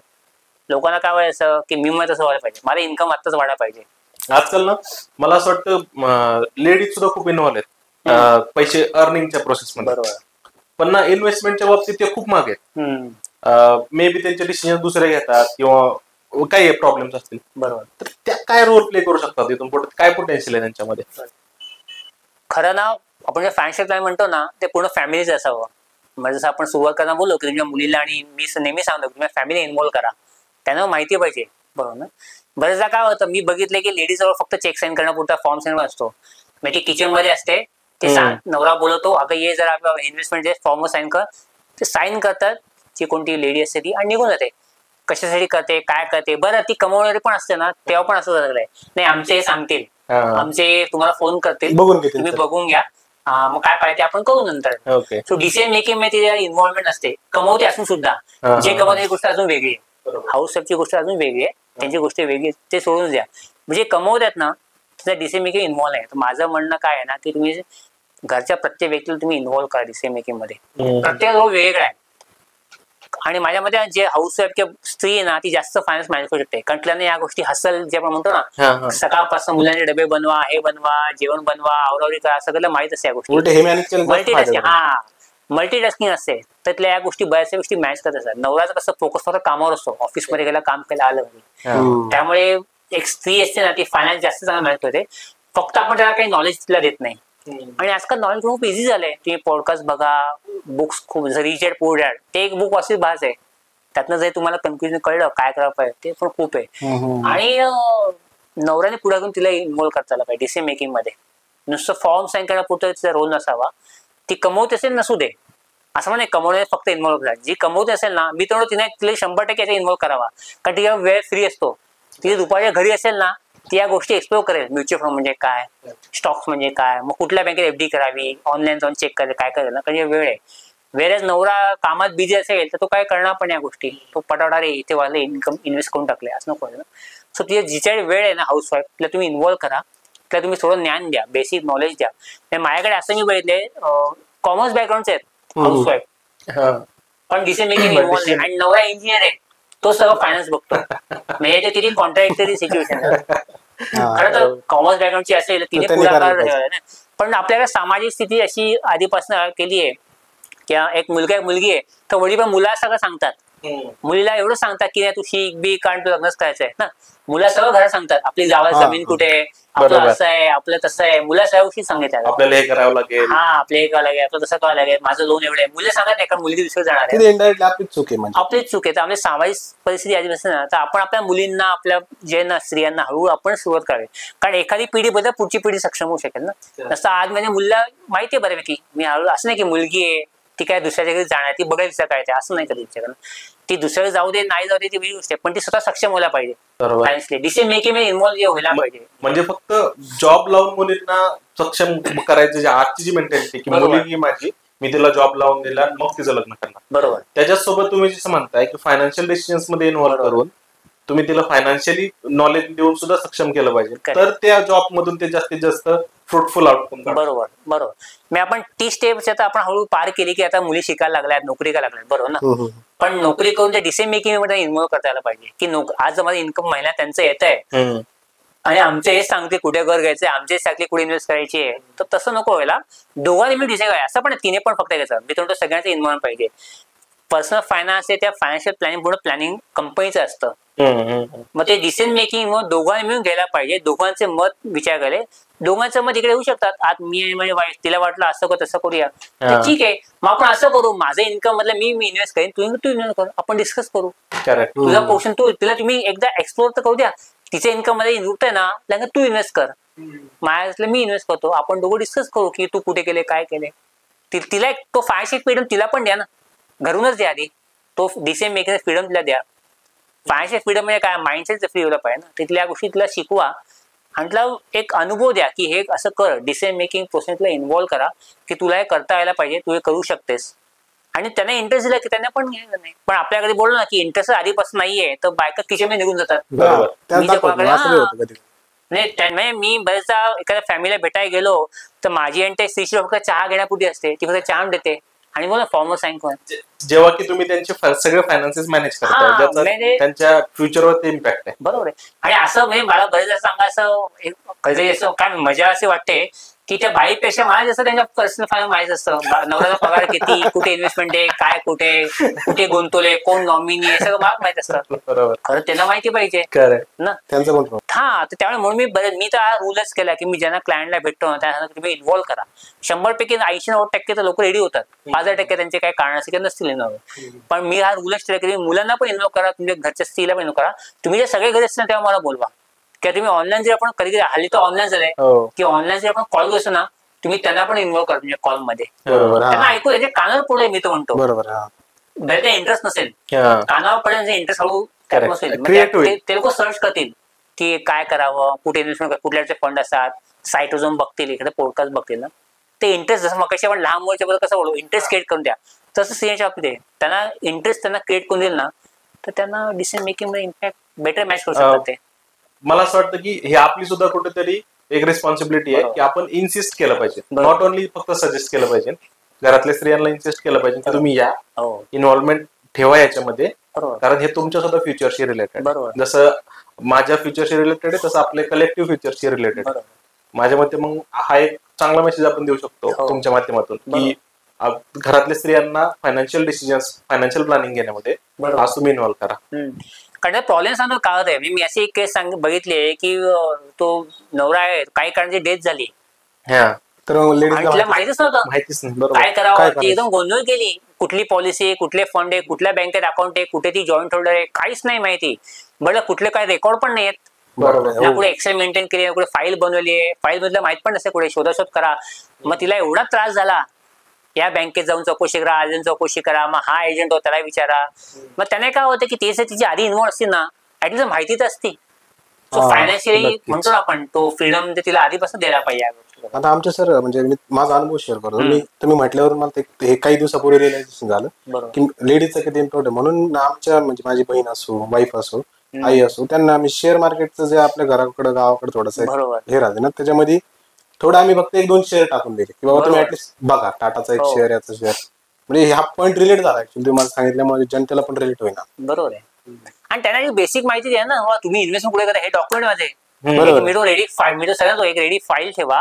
म्हणजे फाईलवर सगळं दिसला पाहिजे तुम्हाला, कुठले पॉलिसी आहेत, कुठले हेल्थ इन्शुरन्स आहेत, कुठले म्युच्युअल फंड आहेत, कुठल्याकडे. म्हणजे उद्या पुन्हा असं नको की, कारण असे असे बरेचदा आलेत इकॉनॉमिक्स मध्ये आर्टिकल्स आलेत की 33,000 करोड अनक्लेम आहेत, डिव्हिडंड म्हणून पडलेत, एफडी मध्ये पडलेत, पीएफ मध्ये पडलेत, कारण माहितच नाही ना. आज मुलांना माहितीच नाही आपल्या वडिलांनी कुठे पैसे ठेवले, तर ते कोण ट्रॅक करणार. मी तर सगळ्या बँकेतून फिरत बसणार आहे, कुठल्या बँकेत अकाउंट आहे बायकोला माहितच नसेल, सगळ्या बँक ते कसं करणार, ती क्लेम तरी कशी करणार ना. आणि मग त्यांनी तुमचं फायदेच नुकसान आहे. आपण पैसे का कमवतो की माझ्यानंतर माझ्या फॅमिलीला पैसे फायदा हो ना, पॉलिसी घेतली काय. बरोबर म्हणजे सर फॅमिलीत त्या महिलांना वगैरे त्यांना माहितीच नाही की हा आपल्याकडे पैसा आहे जो क्लेम करायचा. बरोबर. माहितीच आहे, मग ते क्लेम कसे करणार ना. आज मला माहितीच आहे नवरा बँकेत आहे, तर मी बँकेत जाऊन थोडी मी जाऊन डायरेक्ट जाणार आहे.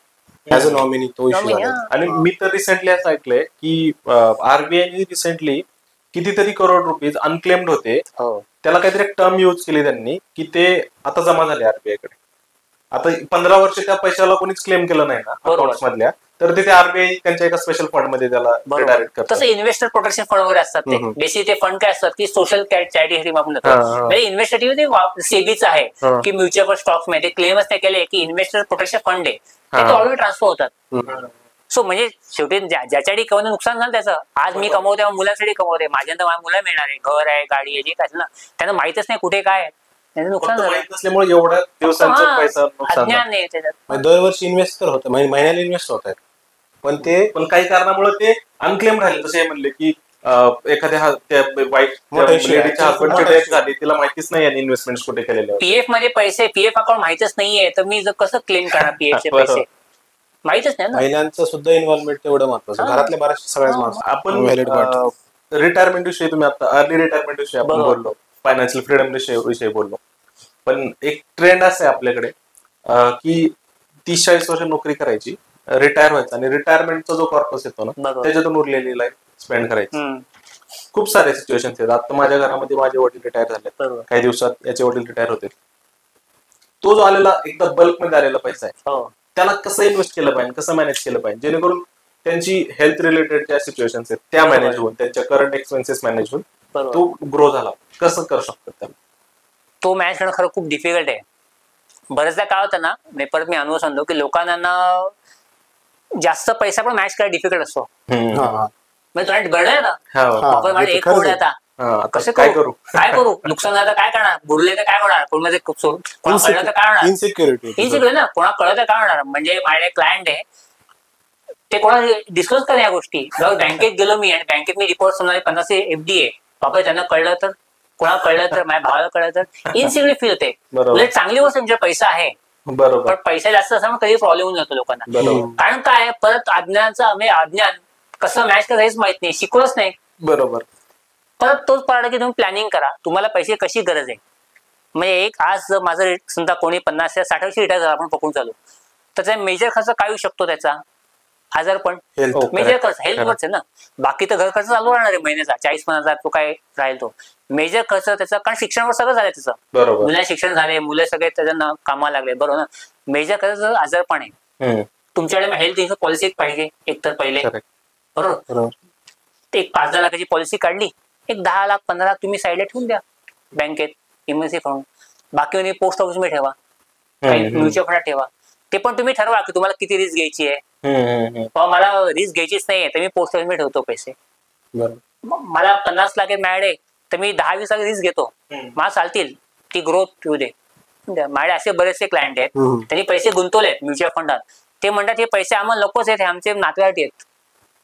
माझे पैसे मी वापरतो आता, माझ्याकडे 1 करोड समजा, त्यातले 50 लाख मी वापरेन माझ्यासाठी. हे 50 लाख किंवा नातवांसाठी आहेत, ते ग्रो होऊ दे, मी बघणार पण नाही.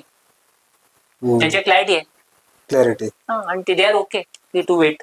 सर एक ऍड ऑन क्वेश्चन याच्यात की आता काय होतं, घरच्यांचे डिसिजन असे असतात, गावाकडचा माइंडसेट की डिग्री झाल्यानंतर आपल्याचं डिग्री म्हणतो आपली जी त्यांचं रिटायरमेंट झाल्यानंतर त्यांना एक अमाऊंट येणार आहे, त्याचे त्यांना लिक्विडिटी आणि ते हे कळत नाही. ते काय म्हणतात आम्ही एका प्लॉट मध्ये गुंतवतो किंवा फ्लॅट मध्ये घेऊन टाकतो, त्याची नंतर त्यांना हे लक्षात शेती घेतो, पण त्यांना हे लक्षात येत नाही. त्याच्याबद्दल क्लॅरिटी कशी आणायची की बाबा भारतात ना टँजिबल ऍसेट म्हणतो ना, टँजिबल म्हणजे काय, जे आपण गोष्टी टच करू शकतो, बघू शकतो, ह्याच्यावर लोकांना खूप सेफ्टी वाटते. म्हणजे प्रॉपर्टी, जमीन, सोनं आपल्या हातात आहे ना, आपण दिसतं अरे सेफ्टी आहे, कोण असं नाही पळून घेऊ शकत जमीन आपली ना, बरोबर. पण लोक वाटतं बँकेतले पैसे बुडले तर, म्युच्युअल फंडचे पैसे बुडले तर, पडलं तर. हा, पण जर तुम्ही मनाशी बोला तसं प्लॉटला लिक्विडिटी नाहीये, आज सडनली मला गरज आहे, ती पटकन नाही उद्या जाऊन प्लॉट विकण्यात पैसे आले, त्याला महिने लागतात. कोणतरी येणार बाहेर, निगोशिएट करणार, मग त्या टॅक्स लागणार, स्टॅम्प रजिस्ट्रेशन प्रोसेस करा, रजिस्ट्रेशन जा, बरोबर ना. तर हे गोष्टींना समजून द्यायला पाहिजे की लिक्विडिटी काय आहे. आणि परत सांगतो, तुम्हाला जर तुमच्याकडे एक्स्ट्रा पैसे ना तर घेऊन येतात प्लॉट, प्लॅनिंग करा तुम्ही, तुम्हाला किती लिक्विडिटी गरज आहे ते पैसे साईडला ठेवा. आणि आता ना पटवून द्या की लिक्विडिटी म्हणजे काय त्यांच्या भाषेत.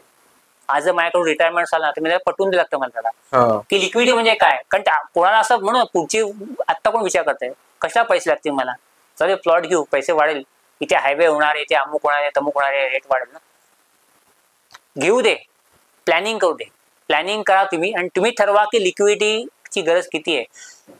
आणि अशा तुम्ही सल्लागारची मदत घ्या. कोणाला आज समजा आज मी लेमॅन आहे, मला नाही माहित, नॉलेज नाही, तर मला कसं मला लिक्विडिटीची गरज किती आहे, बरोबर. तुम्ही एखाद्या सल्लागारची गरज घ्या, त्या तुमच्या ओळखीतले कोण आहे ज्यांना नॉलेज आहे त्यावर बोला.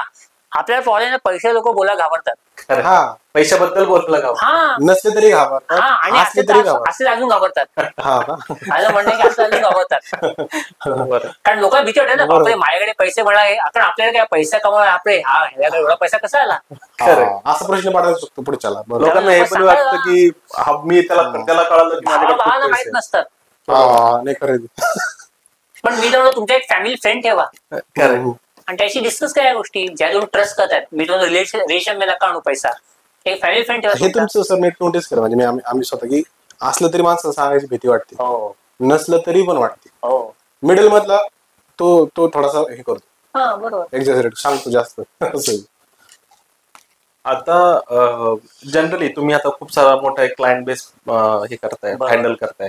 तुमचे कॉर्पोरेट क्लायंट्स आहेत, तुमचे इंडिव्हिज्युअल क्लायंट्स आहेत, तर त्यांच्यापैकी तुमच्या अनुभव, तुमचा 21+ इयर्सचा अनुभव आहे, त्याच्यामध्ये तुम्हाला जाणवलेले कॉमन मिस्टेक्स कुठल्या की जो ऑलमोस्ट खूप सारा वर्ग करतोय. बरोबर.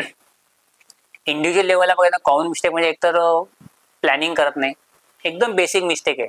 90% लोक प्लॅनिंग करत नाही. त्यांची सुरुवात कशी होते, अरे मला गुंतवायचे, कुठे गुंतवू, ओके कुठे गुंतवू त्याचा अगोदर विचार करतात. पहिले ते सुरुवात, मी आज हा रील बघितला, हा फंड असा चांगला वाटतोय, आपण घेऊया का. सुरुवात अशीच, हा शेअर चांगला वाटतोय, मी रील येते ना, या शेअरमध्ये 10 वेळ टाकले, आज करोड रुपये झाले असते वगैरे, तर आपण याचे करायचे का गुंतवणूक वगैरे. मी सुरुवात तीच की काय डोक्यात नुसतं रिटर्न्सच, त्यांचा फोकस फक्त रिटर्न्सवर असतो, तो प्लॅनिंगवर असतो. ही पहिली सरळ चूक आहे, बरोबर. पण प्लॅनिंग आपण बोलतो, बेसच प्लॅनिंग आहे तुमचा. दुसरी चूक आहे, तुम्ही प्लॅनिंग केलं, सरळ केलं, डिसिप्लिन नाहीये, बरोबर. आज मी प्लॅनिंग केलं की मला 20 वर्ष रिटायर व्हायचंय आणि मी एखादा फंड सुरू केला 20 वर्षासाठी, तर मी 4 वर्षांनी तो फंड विड्रॉ केला, अरे मार्केट वरती आहे, प्रॉफिट बुक करूया. मी तर असं करतो, आता मी विड्रॉ करतो, लोन रिपे करतो, मग मी इन्व्हेस्टमेंट वाढवतो. अनलेस गरज असं आपण ती प्लॅनिंग चेंज करतो, बरोबर ना. सो डिसिप्लिन चालवा तुमचा, डिसिप्लिन नाहीये. तिसरं जे पेशन्स. वेल्थ क्रिएट खूप वेळ लागतो. वेल्थ क्रिएशन जे म्हणतो ना कंपाऊंडिंग, त्याला 10-15-20 वर्ष लागतात. लोकांना पेशन्सच नाहीये. आज उदाहरण बघितलं कोणाचं, याने 20 वर्ष एवढे करोड कमवले समजा, तर आपण काय करतो, अरे मी 5 वर्षात कमवत ट्राय करतो. बरोबर. तसं होत नाही ना. मी मगाशी आपण बोललो की मला व्हास्ट मनी नकोय, मला फास्ट मनी पाहिजे. बरोबर. मग ते आपण नुकसान करतो. ट्रेडिंग करायचं, इंट्राडे आज ऍप टेलिग्राम वर मी ग्रुप जॉईन केला, ट्रेडिंग केलं, मग कधी कमवले कधी गमवले. तसं का करू? तुम्हाला पेशन्स ठेवाच लागते. तुम्हाला वेल्थ क्रिएशनला वेळ द्यावाच लागतो. आणि कुठले मोठे इन्व्हेस्टर घ्या, अगदी राकेश जिंदापासून वॉरन बफे. वॉरन बफेने 13व्या वर्षी इन्व्हेस्टमेंट सुरू केली, ते 80-90 वर्षी बिलियनर झाले. त्यांनी असं ऐकलं असतं ना सर, कोणतरी सांगते आपल्याला ऍटलिस्ट आपण करू सुरुवात कमी वयात. हो. आणि 80-90 वर्षी आज वॉरन बफे आता म्हणतात, आता इन्व्हेस्ट करतात ना, ते पण पुढच्या 20 वर्षाचा विचार करतात. 90 वर्षी 90 वर्षी जे वॉरन बफे इन्व्हेस्ट करतात, ते पुढच्या 20 वर्ष विचार करतात. आणि 30 वर्ष माणूस पण 2 वर्ष विचार करतो की म्हणजे पुढच्या 5 वर्षात कसं श्रीमंत होईल. तर पेशन्स इम्पॉर्टंट आहे. डिसिप्लिन, पेशन्स, प्लॅनिंग, हे 4-5 गोष्टी तुम्ही मॅनेज केल्यात ना, तर तुमचं खरं तर म्हणलं खूप पर्सनल खूपच सोपं आहे. आणि तसं म्हणलं खूप डिफिकल्ट पण आहे. सोपा काय आहे, कारण असं काही नाही, काहीच गरज नाहीये वेगळं. डिफिकल्ट काय आहे, या 4 गोष्टी आहेत ना, त्या खूप डिफिकल्ट आहे. लॉंग टर्म साठी करायचं. हा. आणि या 4 गोष्टी तुम्हाला सातत्य राहणं खूप डिफिकल्ट आहे. पेशन्स. आपण क्रिकेट म्हणतो ना, क्रिकेट स्किल सगळ्यांकडे आहे, सगळेच तेंडुलकर थोडी होतात. सातत्य तेवढं नाही. अर्ली एज मध्ये स्टार्ट. अर्ली एज मध्ये स्टार्ट, चांगली फायनान्शियल प्लॅनिंग, बरोबर, आणि कन्सिस्टन्सी. सुरुवात महत्वाची आहे. सुरुवात बरोबर जर्नी पण महत्वाची आहे, नुसतं सुरुवात नाहीये. बरोबर. आज मी सुरुवात केली, मला मुंबई पुण्याला जायचं आहे, बरोबर ना, पण मी कुठे खोपोलीला गेलो, मी लोळा उठलो, 2 तास टाइमपास केला, मग पुढे मला वाटलं रिसॉर्ट चांगले इथेच राहू आज लोळाला. तसं व्हायला ना, ती जर्नी पण तुमची. मी जे प्लॅन केले टार्गेट, तुम्ही you should plan keep on doing review. Correct. हे पण चूक आहे, रिव्ह्यू करता पाहिजे ना.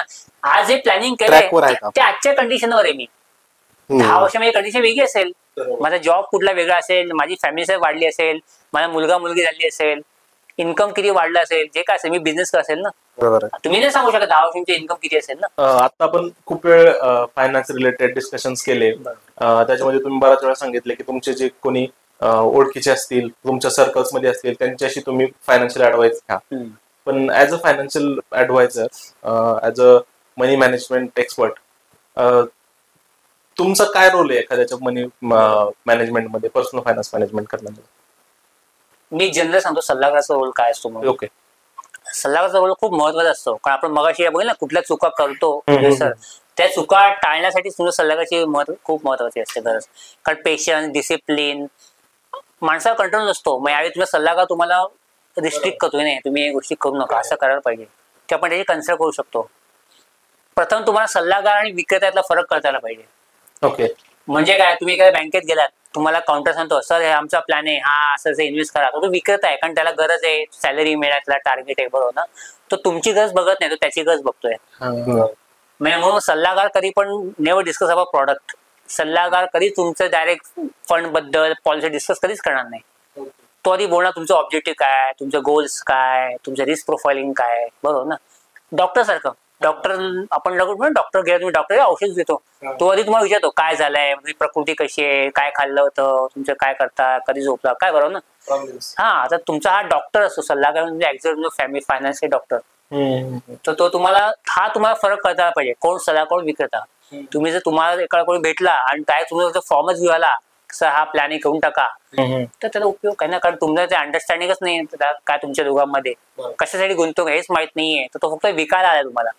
तर पहिले तुम्ही फरक ओळखायला शिका, सल्लागार आणि विक्रेता. एकदा तुम्हाला सल्लागार कळला, जसं डॉक्टरवर सगळ्या गोष्टी डिस्क्लोज करतो आपल्या हेल्थ रिलेटेड, कधी आपण लपवतो घरच्या, मग डॉक्टर सांगत होते मी असं करतो तसं करतो, हे खाल्लं ते खाल्लं. तुमच्या सल्लागार सगळ्या फायनान्शियल गोष्टी डिस्क्लोज करा. ओके. तो तुम्हाला बरोबर तेव्हा गाईड करू शकतो. कुठले तुमचं इन्कम असेल, तुमचं एक्सपेन्स असेल, कुठलं घर कसं असेल, तुमच्या जबाबदारी आविडाची फायनान्शियली, सगळं त्याशी डिस्कस म्हणून करा. 1-2 तास जाऊ दे पहिले डिस्कशन. पहिल्या डिस्कशन तुम्ही कुठल्या गोष्टी इन्व्हेस्टमेंट बोलूच नका, फक्त तुमचे प्लॅन्स, गोल्स, तुमची फायनान्शियल कंडिशन, तुमचं इन्कम आहे, तुम्हाला पुढे काय करायचं आहे, रिस्क प्रोफाइल काय, तुमचे आले अनुभव तेवढे महत्वाचे असतात, की तुम्हाला लॉसेस झाले शेअर्स मध्ये, तुम्हाला चांगला अनुभव आलाय, मग पुढे कसं करता येईल. या सगळ्याचं मिश्रण करून सल्लागार तुम्हाला ऍडवाइस करू शकतो. सल्लागार फक्त असा ऍडवाइस नाही की बाबा तुम्ही फक्त या इन्व्हेस्टमेंट अमुक म्युच्युअल फंडात, तो तुम्हाला वेबसाईट पण सांगेल. तुम्ही जर कुठल्या वेबसाईट गेलात आणि सर्च केला टॉप 5 फंड दिसेल तुम्हाला. बरोबर. पण ते तुम्हाला ऍप्लिकेबल आहेत का, तुमचे गोल्स इथे सिंक आहेत का, बरोबर, ते कोण सांगणार? ते सल्लागार सांगणार. त्यामुळे सल्लागार विकत तुम्ही एक तर फरक ओळखा शिका. दुसरं म्हणजे तुम्ही सल्लागारशी मन मोकळं करा. फायनान्शियल बाबतीत सगळं सांगून सांगा त्याला. पैशाच्या बाबतीत जे काय तुमच्या अपेक्षा आहेत, तुम्हाला काय वाटतं, काय कमवायचं आहे, काय गोल ऑब्जेक्टिव्ह, तुमच्या प्रायोरिटी काय आहेत, ते सगळं डिस्कस करा. आणि हा सल्लागार असं बघा जो पुढचे लॉंग टर्म तुमच्यावर राहील. तुमच्या ओळखीतला रेफरन्स तो आलेला एखाद्या, बरोबर ना. असा कुठला ऑनलाईन तुम्ही गेला आणि कोणतं सांगितलं तुम्हाला, 10 मिनिटं क्वेश्चन टाकले, 10 मिनिट कन्सल्टेशन दिलं, मग पुढच्या कोणते वेगळा असेल तो कॉल सेंटरला फोन केल्यामुळे तो माणूस आहे तो तुम्हाला पर्सनली माहिती पाहिजे. कारण आज मी जेव्हा माझ्या क्लायंटवर भेटतो तर मला क्लायंटचं सायकोलॉजी माहिती पडते, त्याचं माइंडसेट कळतं, त्याची बॅकग्राऊंड कळते, फायनान्शियल बॅकग्राऊंड कशी आहे, आई वडिलांपासून सगळं, तो कुठल्या बॅकग्राऊंड मधून आलाय. कारण ह्या गोष्टी खूप रोल इम्पॉर्टंट आहे पर्सनल फायनान्स मॅनेज करा. आपण या गोष्टी मग शिकलो ना, लहानपासून तो कुठल्या गोष्टी शिकलाय, त्याचं प्रायोरिटी काय, तो बायस आहे का प्रॉपर्टी बद्दल, स्टॉक्स बद्दल, या सगळ्या गोष्टी सल्लागार करतात. तर त्याच्यासाठी तुम्हाला 1-to-1 मीटिंग इम्पॉर्टंट आहे, बरोबर. तर तुम्ही सल्लागार डिफरन्स ओळखा शिका.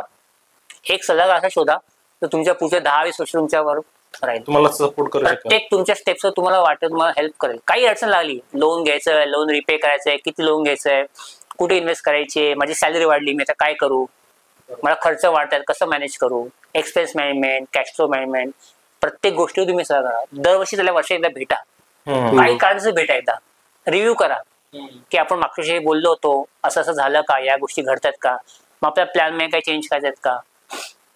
वर्ष एकदा भेटाय बस. सारखं गुड मॉर्निंग गुड नाईट, मी कधी मुला क्लायंटला गुड मॉर्निंग मेसेज पाठवत बसत नाही, काही गरज नाहीये. गुड मॉर्निंग मेसेज पाठवा, मोटिवेशनल कोट्स पाठवा, काही गरज नाहीये. त्या क्लायंटला गरज काय, तुम्हाला सल्ल्याची गरज, बस. बरोबर. सल्ला कधी न मागता देऊ नये, माझं मत आहे. आपण डॉक्टर, तुम्ही फोन करून सांगतो, कधी आपण जातो डॉक्टरने सल्ला मागायला, डॉक्टर मला असं झालंय, डॉक्टर बघतो आणि मग सल्ला देतो. हा, तर तसंच सल्लागारचं काम पण तेच आहे. उगाच न मागता फोन करून, ते म्हणतो कॉल सेंटर फोन येतात, सर आमच्याकडे असं असा प्लॅन आहे, असं काही गरज नाहीये. तो माहित पण नाही कोण माणूस आहे बाबा, विचारायला त्याला नोकरी आहे, त्याला टार्गेट म्हणून फोन करून सांगतोय. बरोबर बरोबर. तर सल्लागार तुम्ही ओळखा. असं सगळं बघा तुमच्यावर लॉंग टर्म राहील. आणि सल्लागारचा फोकस असं बघा की त्याचा फोकस तुमच्या गोल्सवर आहे, त्याचा फोकस हा प्रोडक्टवर नाहीये. बरोबर. कुठलाही सल्लागार प्रोडक्टवर फोकस करत नाही की हा सर हा आज माझ्याकडे नवीन फंड आलाय, आपण हा फंड इन्व्हेस्टमेंट करूया. मी माझ्या कुठल्याही क्लायंटला या 10 वर्षात सांगितलं की तुम्ही याच्या गुंतवणूक त्या गुंतवणूक करा. जेव्हा आपण डिस्कस करतो प्लॅन बिन, त्याने सांगतो की हा आज तो प्लॅन पण हा पण घ्यायला पाहिजे. बरोबर. कधीच कुठल्या प्लॅनला मी काही जाहिरात नाही पाडली या फंडची की हा फंड सर चांगला आपण करूया. मला माहितीये तो नाही म्हणणार क्लायंट मला, पण गरज नाहीये. बरोबर. त्यामुळे सल्लागार विकत फरक ओळखा शिका लोकांकडनं. मग तुम्हाला नात्यात नसू दे, काही फरक पडत नाही तुम्हाला, ओळखीच असू नसू काही फरक पडत नाही. हा रेफरन्सने आला एका चांगला, तर तो बऱ्यापैकी आपल्याला माहिती आहे की XYZ ने मला रेफर केलाय, त्याला चांगला अनुभव आलाय. हा मग ठीक आहे, मी याच्यातून इन्व्हेस्टमेंट करतो, याच्यातून मी प्लॅनिंग करतो. पण डायरेक्ट तुम्ही बँकेत गेलात, माझ्या जवळ बँक आहे, जाऊन पटकन, मग तिथे आलं, मग त्याला कोणतं सांगितलं. खूप लोक रिटायर करतात, त्याचा बँका विश्वास असतो. बँकेत गेलो आणि तो बँक मला मागे लागला होता, आणि त्यांना माहित पण असतं कुठली स्कीम आहे, म्युच्युअल फंड काय साईन बिन करतात, ही गव्हर्नमेंट स्कीम आहे. एका असं क्लायंटचं उदाहरण देतोय. माझ्या क्लायंट सांगितलं की मी SBIच्या गव्हर्नमेंट स्कीम पैसे टाकले. मी कुठली स्कीम बघू, मी त्याचा रिव्ह्यू करतो. त्यांनी सगळे डॉक्युमेंट काढले होते मला की हे माझे इन्व्हेस्टमेंट आहे, माझ्या एवढं PF मध्ये पैसे होते. SBI मध्ये बँकेत ना मी गव्हर्नमेंट स्कीम इन्व्हेस्टमेंट केली. म्हणजे बघू कुठली स्कीम आहे, तर तो एक म्युच्युअल फंड होता SBIचा. तर त्यांना बँकेत त्या माणसाने काय झालं, सर SBI गव्हर्नमेंट बँक आहे, इन्व्हेस्टमेंट करा, हा तुम्हाला रिटर्न फिक्स मिळतील, गव्हर्नमेंट स्कीम आहे. म्हणलं mutual government regulate government scheme नाहीये, म्युच्युअल मार्केट लिंक स्कीम आहे. पण ते SBIचं नाव आलं म्हणून त्यांना असं वाटलं. सो बेसिकली आपल्याला माहित नसतं बऱ्याचदा, तर थोडीशी बेसिक माहिती घ्या तुम्ही. बेसिक नॉलेज असला काही हरकत नाहीये. तर तुम्हाला आधीपासून नॉलेज आहे ना, गुगल सर्च करा, काही हरकत नाही. तिथे मग तुम्हाला ऍडवायझरचा रोल खूप इम्पॉर्टंट आहे. मला वाटतं की रॅन्डम कोणालाही तुम्ही ओपिनियन किंवा इन्व्हेस्टमेंटचे सल्ले विचारण्यापेक्षा बरोबर एक जो वेल एज्युकेटेड वेल क्वालिफाईड ऍडवायझर आहे तो तुम्हाला चांगलं मार्गदर्शन करू शकेल. कारण आज माझ्या ऑफिसमध्ये एक कलिग आहे, त्याने सांगितलं अरे मी आहे अमुक तो फंडात टाकले, मला रिटर्न खूप चांगले आले, म्हणून त्या फंडात टाकणं नाही रे. कारण त्याची गरज वेगळी आहे, त्याचे गोल्स वेगळे असतील, त्याचं इन्कम वेगळं असेल, त्याचे ऍस्पिरेशन वेगळे असेल, माझे वेगळे आहेत, माझे रिस्क वेगळे आहे ना. तर आपण ते चुकी करतो. कोणती सांगतो अरे ह्या फंडात मला रिटर्न खूप चांगले आले, मी करतोय, ठीक आहे मी पण SIP करतो. मी मनी कंट्रोल बघितलं, या फंड रिटर्न मागच्या पैसे एवढे रिटर्न दिले, अरे वा चांगला फंड आहे, करून टाकू. पण तो फंड तुम्हाला सूट आहे का? आपण असं कधी करतो का, गोळ्या सर्च केल्या, ही गोळी खूप चांगली आहे, मला व्हिटॅमिनची डिफिशियन्सी आहे, मी गोळी घेऊन टाकतो. डायरेक्ट नाही करत आपण. सल्ला महत्वाचा आहे. सल्ला महत्वाचा आहे ना, कारण तुम्हाला सूट होते का महत्व ना. फायनान्शियल हेल्थ पण महत्वाची आहे. आपण म्हणतो ना हेल्थ पण म्हणतो ना, तशी फायनान्शियल पण प्रत्येकची फायनान्शियल हेल्थ असते. फायनान्शियल डॉक्टर म्हणू शकतो. तरी प्रत्येक फायनान्शियल कशी डिसाईड होते? तुमचं अनुभव, तुमचं इन्कम किती आहे, तुम्हाला आले अनुभव, तुमची रिस्क प्रोफाईल काय आहे, तुम्हाला कशा गुंतवणूक आहेत, तुमचा एक्सपिरियन्स काय आहे, तुमची फायनान्शियल डिसाईड करते. त्याला जे सूट होतात, नाही तर काय झालं, त्याने टाकलं मी ह्यात टाकलंय आणि त्याला सूट झाला, मला लॉस दिसतोय, अरे मग उगीच पैसे टाकले. बरोबर. आणि तुम्ही अकाउंटेबल कोणाला देणार ना? आज सल्लागार तुम्हाला सांगताय, तुम्ही त्याला अकाउंटेबल ठेवू शकता की ते जबाबदारी आहेत ना शेवटी. डॉक्टर जबाबदारी देतात, मी गोळी असं नाही डॉक्टर कुठली चुकी तुम्हाला इंजेक्शन देऊन टाकलं, ती जबाबदारी आहे. जबाबदारी आहे की तुम्हाला सल्ला देताना तुम्ही असा सल्ला द्या ज्या तुम्ही कधी भेटू शकाल, कधी कॉन्टॅक्ट करू शकाल, त्यावेळी सल्ला मागू शकाल कुठल्याही पर्सनल बाबतीत, आणि जो तुम्हाला गाईड करू शकेल ना, की तुम्हाला फक्त प्रोडक्ट बद्दल काहीतरी माहिती किंवा हे हा फंड चांगला आहे, तो फंड चांगला आहे, कुठल्या सल्लागार फंड मध्ये डिस्कस करतच नाही. आणि मी फंड कुठला फंड, ए फंड बी फंड चांगला, सगळे फंड चांगले आहेत म्हणून सगळे फंड आहेत मार्केटमध्ये. बरोबर आहे. तुमची रिक्वायरमेंट, तुमची इकडून काय, तुम्हाला काय सूट होत ना, ते मेन पॉईंट. आणि हे तुम्हाला सल्लागार सांग, हे तुम्हाला कोणी एजंट सांगणार नाही.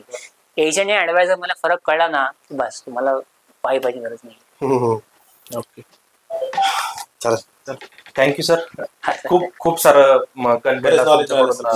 मिळाला. आय होप की आपले पुढच्या वेळेस याच्यानंतर पण आपल्या मीटिंग्स होते. बरोबर, नक्कीच नक्की. आणि या गोष्टी डिस्कस खूप गोष्टी म्हणजे बरंच आहे, कदाचित 1 तासाभर डिस्कस होणार पण या गोष्टी. पण मी म्हणतो लोकांना बेसिक नॉलेज जरी आलं ना, खूप आहे. आय थिंक आपल्या पॉडकास्टच्या माध्यमातून एवढं तरी कळेल की what are the dos and don'ts and how to start. बरोबर. अँड होम टू कनेक्ट, कोणाशी कनेक्ट करायचं, कधी स्टार्ट करायचं. बरोबर. ऍटलीस्ट इतकं जरी कळलं तरी माझ्या मध्ये आजच्या पॉडकास्टचं ऑब्जेक्टिव्ह साध्य झाल्यासारखं. बरोबर आहे, करेक्ट. चालेल, तर हे होते आपल्यासोबत सुयोग काळे सर. Thank you sir. धन्यवाद. थँक्यू.